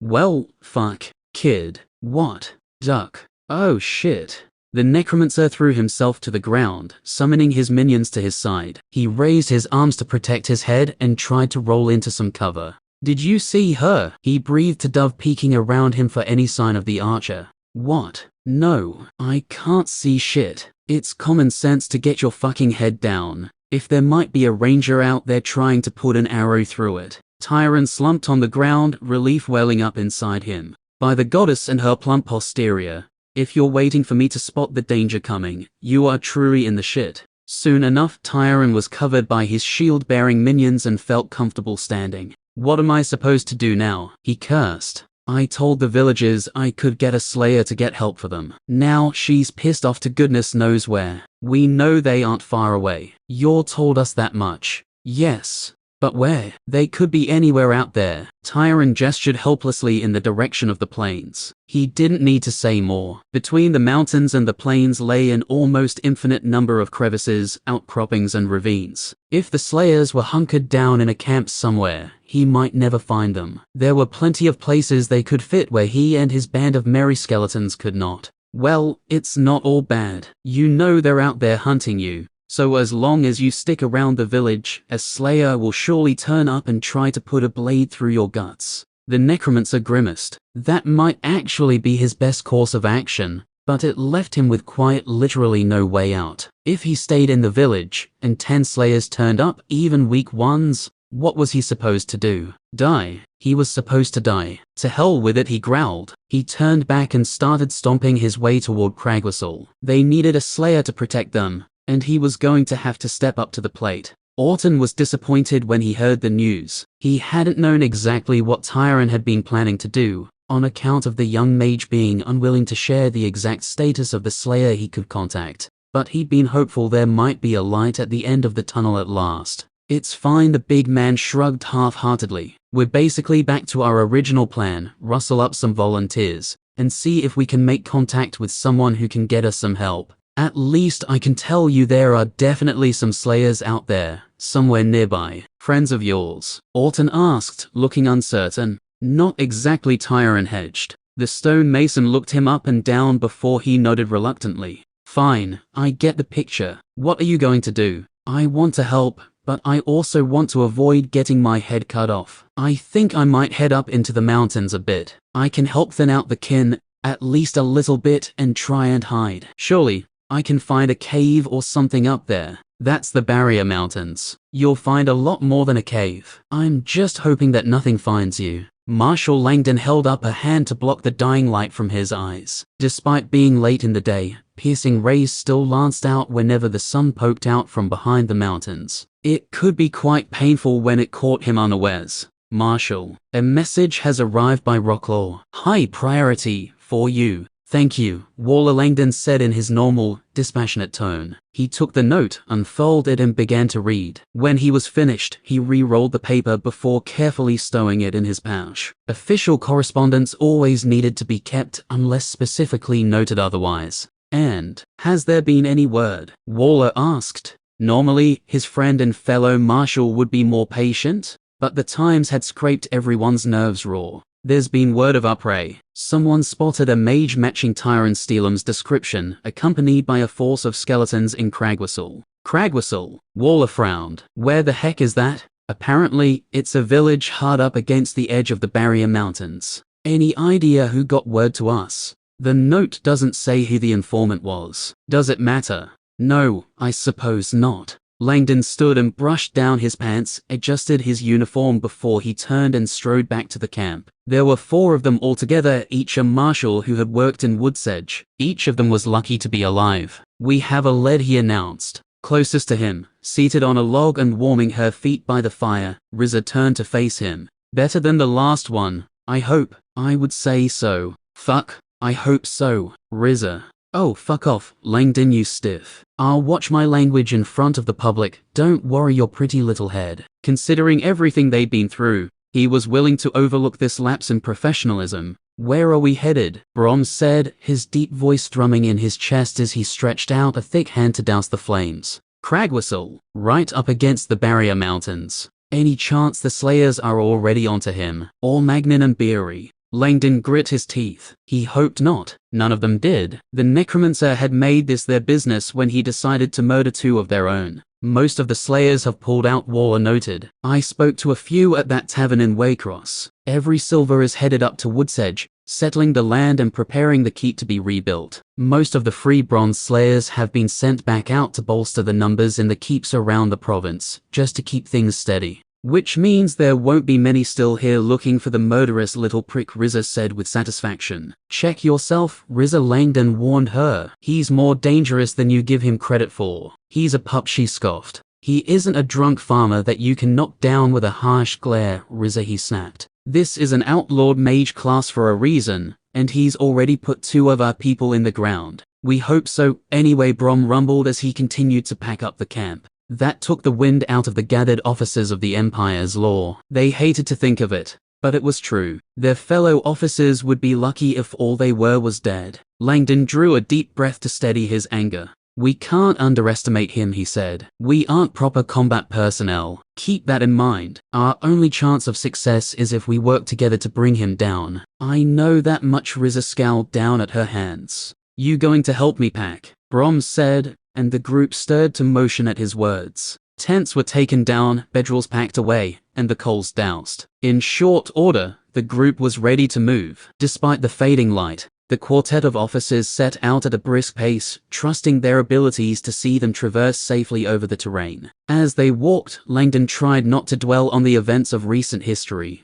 but it was difficult. He couldn't have imagined that a simple case of a runaway child would turn out like this. Strange rituals and wood's edge disturbing the dimensional weave. A seemingly stable rift going haywire so shortly afterwards, leading to a break and unspeakable devastation. The terror he'd felt the moment the rift had cracked would never leave him. Even now, he could hear it ringing in his ears. That shattering sound, as if the world itself had broken, haunted his sleep. In the face of such a calamity, what was the advent of one solitary necromancer? It was nothing, a blip, a speck of dust. Tyrant Steelham would have to work very hard, for a very long time, to come even close to causing the amount of death that break had caused. But he was a problem that Langdon could do something about. In the face of forces he couldn't hope to influence, all that remained was to focus on what was within his reach. The necromancer was an illegal class. A rogue, unbranded, defying the magisters, the aristocracy and the law of the land. Worse than that, he was a murderer, a martial killer. As a rule, the officers of the law didn't take too kindly to those who killed their comrades. Tyrant had to be put down before he became something worse, and before others began to think the Western Province had become so lawless that marshals could be murdered without reprisal. How far until we reach this village? Waller asked after they'd been on the road for 10 minutes. At this pace, we should get there in 2 days, Langdon replied. And then we can put this criminal in the ground where he belongs. Chapter 100. I fucking knew it, Tyrant crowed. Wah. Dove spluttered awake, the light blooming in his hollow sockets. He saw Tyrant examining 5 skeletons in front of him, face alight with glee. Weren't you going to do the status ritual, and wake me up when you were ready to do it? What? Oh, you're awake. Dove, I finally figured it out. Figured what out? The once summoner was a little confused. He didn't exactly feel groggy or dazed after he awoke in his current form, but sometimes, it took him a little while to get his bearings again. Sometimes, he forgot what he had become entirely, trying to reach up to rub his eyes with hands he no longer had, or stretch out the kinks in a spine he hadn't possessed for over a month. Every time, every single time, the realization of what he had become struck him numb. Oblivious to his friend's shifting emotions, Tyrant turned to beam at him. The energy transfer between the undead. I found it. Wait, what do you mean? Are you talking about the way death magic is propagated between sets of remains? Yes, exactly that, except I find that it happens in undead minions as well. The young necromancer gestured to the skeletons in front of him, lined up inside Orton's house, which they had borrowed for the purposes of enacting the status ritual. Clearly, Tyrant had gotten distracted. These 5 were all raised at the same time, right? That means I used the current process, which includes setting the bones apart as a set, and allowing the energy to spread between them, bringing them up to the saturation point. Remember? Of course I remember, Dove said irritably. He got like this when something magic and awesome was happening that he didn't understand. Something Tyrant did to him more and more often. It turns out, that process creates a sort of sympathetic binding between the skeletons. Undead on which we use this method continue to move energy between themselves even after I raise them, but only between themselves. The young mage got up and started pacing around the small, sparsely furnished room, his eyes alive with possibilities. I knew I was feeling something off about the minions after we used this method, but I was never sure what. It turns out that these groups use slightly less energy, or, more accurately, they drain less energy from me, because they share some between each other. Now Dove was finally starting to catch on. This was actually really interesting. So, if you were to raise a larger group at once, say 100, theoretically, they would generate a larger amount of death magic, and then share it amongst themselves, defraying the cost of maintaining them. Tyrant grinned. If I were to find a way to enhance this method, then I could make larger groups of minions even more efficient. This could explain how Arhanan the Black was able to create and maintain whole armies of undead. Let's not get ahead of ourselves, kid. That prick was like level 100 or something ridiculous. Tyrant stopped in his stride and turned to face the skull sitting on the table. He was. How do you know what level he reached? There's a little more detail in the history available to silver-ranked slayers, Kid Dove drawled. Once you crack level 40 as a slayer, you count as someone who matters. A few doors open up to you, societal-wise, including access to some more detailed history. Tyron nodded. That made sense. I suppose I'm not so much surprised that such a practice exists, but rather that you would take advantage of it. Since when did you care about historical necromancers? Since I met one in Woodsedge and decided I should read into it, the skull huffed. There wasn't much to go on, but there was a little about your man Mr. Black. If there were anything useful to know, I would have told you about it already, so forget that. On the other hand, I think you might be onto something with this discovery.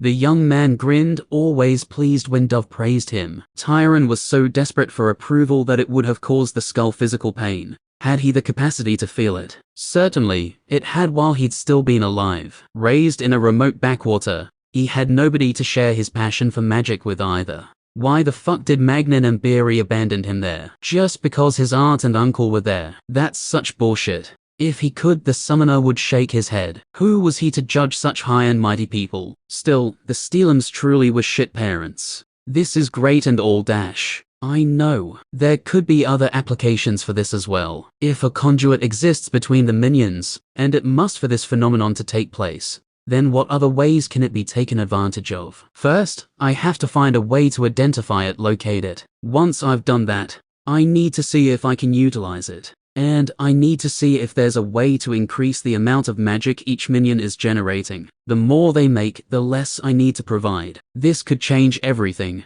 Tyron, you're supposed to be performing your status ritual, remember? Dove cut in, having to shout to cut off the kid before he gathered too much steam. He'd seen this before. Another few minutes and Tyron would be frothing at the mouth, his eyes rolled back in his head, as he went about trying to create new techniques and methods for the next 48 hours. Oh, the necromancer blinked. Right. TCH, a voice came from the corner. Your Tyron jumped. Dove would have jumped. Sweet memories, woman. He burst out. Let a skull know when you're in the room. Tyron, turn me around. A moment later, he was facing the right way and could look the vampire in the eye. He chose to focus on other areas, but he could look her in the eye. She glared at him. Cragwhistle appeared to have been good for the vampire. She'd found some new clothing and a decent set of boots at last. The dark purple dress wasn't particularly form-fitting, but she made it work somehow. The footwear didn't quite match, but she appeared to think it worth the sacrifice to get something better made on her feet.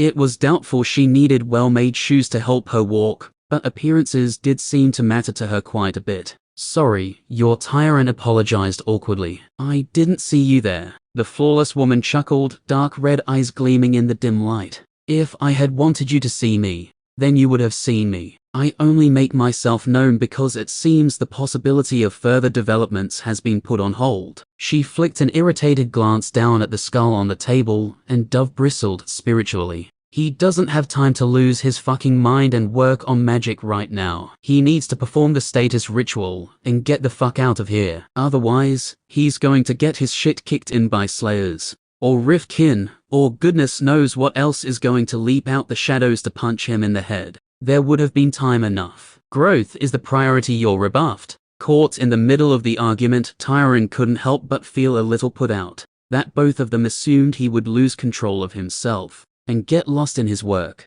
I'm not that bad. Sometimes I get a bit carried is all. Stop your bickering, he told them. I'll do the status ritual, alright. Then we get out of here and up into the mountains. Maybe I'll have some time to do a bit of study for a change. He continued to grumble as he rummaged in his pack, withdrawing his notebook and tearing free another precious page. He possibly could have performed the ritual on the table, but he didn't know if such a thing could be traced. Better to do it the cleaner way, use a sheet of paper, and then burn the hell out of it, scattering the ashes for good measure. The last thing he wanted was for someone to see his full and unabridged status, with dark gods and anathema references plain to see. Right? Then, here we go. Quick and simple, he performed the ritual, the now familiar, slightly nauseating feeling of blood running out of his veins and onto the page, forming the words and numbers that described his totality in the eyes of the unseen. There had been a number of events since his last ritual, a considerable amount of fighting, as well as new discoveries in the application of his abilities.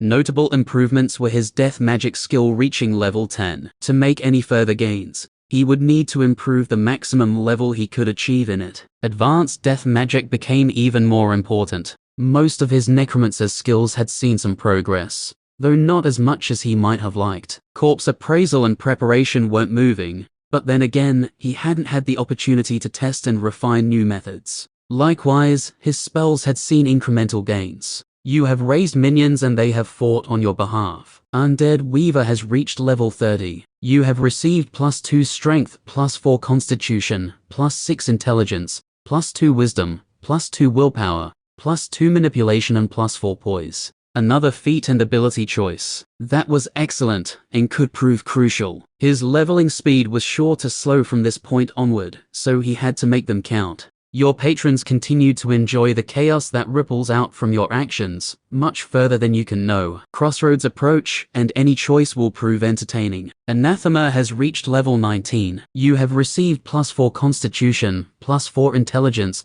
+4 willpower. Mention of Crossroads was more than a little ominous, as was the subclass reaching level 19. One more and it would advance. Although advancing a subclass was not normally anything near as impactful as advancing a main class, Anathema was not like normal subclasses. Who knows what choices he would get, or what they would ask him to commit to. Name: Tyron Steelum. Age: 18. Race: Human, level 14. Class: Undead Weaver, level 30. Subclasses: Anathema, level 19. None locked. Racial feats: level 5. Steady Hand, level 10. Night Owl. Attributes: Strength, 32. Dexterity, 21. Constitution, 100. Intelligence, 150. Wisdom, 91. Willpower, 74. Charisma, 43. Manipulation, 49. Poise, 43. General skills: Arithmetic, level 5 right parenthesis max. Handwriting, level 5 right parenthesis max. Concentration, level 5 right parenthesis max. Cooking, level 3. Sling, level 3. Swordsmanship, level 2. Sneak, level 3. Butchery, level 5 right parenthesis max. Skill selections available: 3. Necromancer skills: Corpse appraisal, level 11. Corpse preparation, level 11. Death magic, level 10 right parenthesis max. Bone mending, level 7. Minion commander, level 4. Undead control, level 3. Minion modification, level 4. Bone soul melding, level 3. Bone weapon sculpting, bow, level 3. Anathema skills: Abyss tongue, level 1. General spells: Globe of Light, level 5 right parenthesis max. Sleep, level 5 right parenthesis max. Magic Bolt, level 5 right parenthesis max. Necromancer spells: Raise Dead, level 12. Bone Animus, level 12. Commune with Spirits, level 5. Shivering Curse, level 6. Death Blades, level 7. Bone Armor, level 4. Minion Sight, level 6. Spirit Binding, level 3. Death's Grasp, level 4. Anathema spells: Pierce the Veil, level 5. Appeal to the Court, level 2. Dark Communion, level 1. Suppress Mind, level 5. Repository, level 2. Fear, level 3. Glamour, level 2. Invasive Persuasion, level 2. Necromancer feats: Skeleton Focus 2. Magic Battery 2. Bone Mastery. Anathema feats: Repository. Wall of Thought I. Drain Life. Mysteries. Spell Shaping Advanced. Int +20. Wis +20. Words of Power Advanced. Wis +20. Char +20. Undead Weaver has reached level 30. Choose an additional feat. Zombie Focus I. Improve the quality of raised zombies. Skeleton Focus 3. Improve the quality of raised skeletons. Spirit Focus I. Improve the quality of raised spirits. Flesh Mastery. Increase skill with flesh-based undead and abilities. Spirit Mastery. Increase skill with spirit-based undead and abilities. Minion Controller. Improve the capacity to direct undead. Undead Specialist. Increase the maximum level of raised dead by 10. Intelligent Dead. Improve the minds of undead minions. Boon Giver. Spells and abilities that empower the dead are strengthened. Undead Weaver level 30. Choose an additional skill or spell. Skills: Ghoul flesh instill death magic into the flesh of the deceased. Advanced death magic replaces death magic and raises the level limit to 20. Spells. Empowered bone armor replaces bone armor and increases the maximum level to 20. A modified spell to enable greater protection. Crepify, an infusion of power to undead flesh, rapidly healing damage and strengthening it for a duration. Undead leader, bind undead to one of their own to empower it and increase its intelligence. Command spirit replaces commune with spirits and raises the maximum level to 20. Anathema has reached level 19. Choose one of the following. Air of menace, surround oneself in a dread aura. Pain, inflict the target with severe pain. Fear, implant, leave an impression of fear within a suppressed mind. Blood healing, convert the blood of others to a healing serum. Eyes of blood, see sources of blood nearby. Rot's favor, encourage infection. Soul transfusion, consume a soul to heal the body. Mind siphon, examine thoughts and memories of a suppressed target. Storm cloud, summon a magically charged fog around yourself. Crone's shade, a shield that protects from magical scrying. Shadow meld, become partially immaterial and meld into the shadows. Tyrant's status page was beginning to become something fearsome. The unusually high number of stats granted from Anathema were adding up now that he had reached level 19 in the subclass, and 10 levels in Undead Weaver weren't hurting either. The cherry on top was the free bonuses he received from his mysteries, providing an insane plus 80 overall. As he looked at his progress, Tyrant couldn't help but marvel at what he'd achieved. Not so long ago, he hadn't had a class at all. This was an insane level of development, no matter how he looked at it. Under any other circumstances, he'd be ecstatic. As it was, he worried that it wasn't enough for him to survive. He brushed off the morbid thought before it could fully manifest. There were choices to make. A new class feat was exceptionally welcome, and Tyrant had already earmarked one for selection. There were several that tempted him, and he fully intended to take Undead Specialist with his final choice, which left him with 2 selections. Minion Controller, Intelligent Dead and Boon Giver were all worthy options, with pros and cons. But now that he had access to Revenants, there was no reason not to double down on his greatest strength. Spirit Magisterial Focus 3. For his class ability, he was at least pleased to see that one of the new options was something he didn't care about. Finally, however, the other intrigued him to no end. Undead Leader would enable him to create a captain.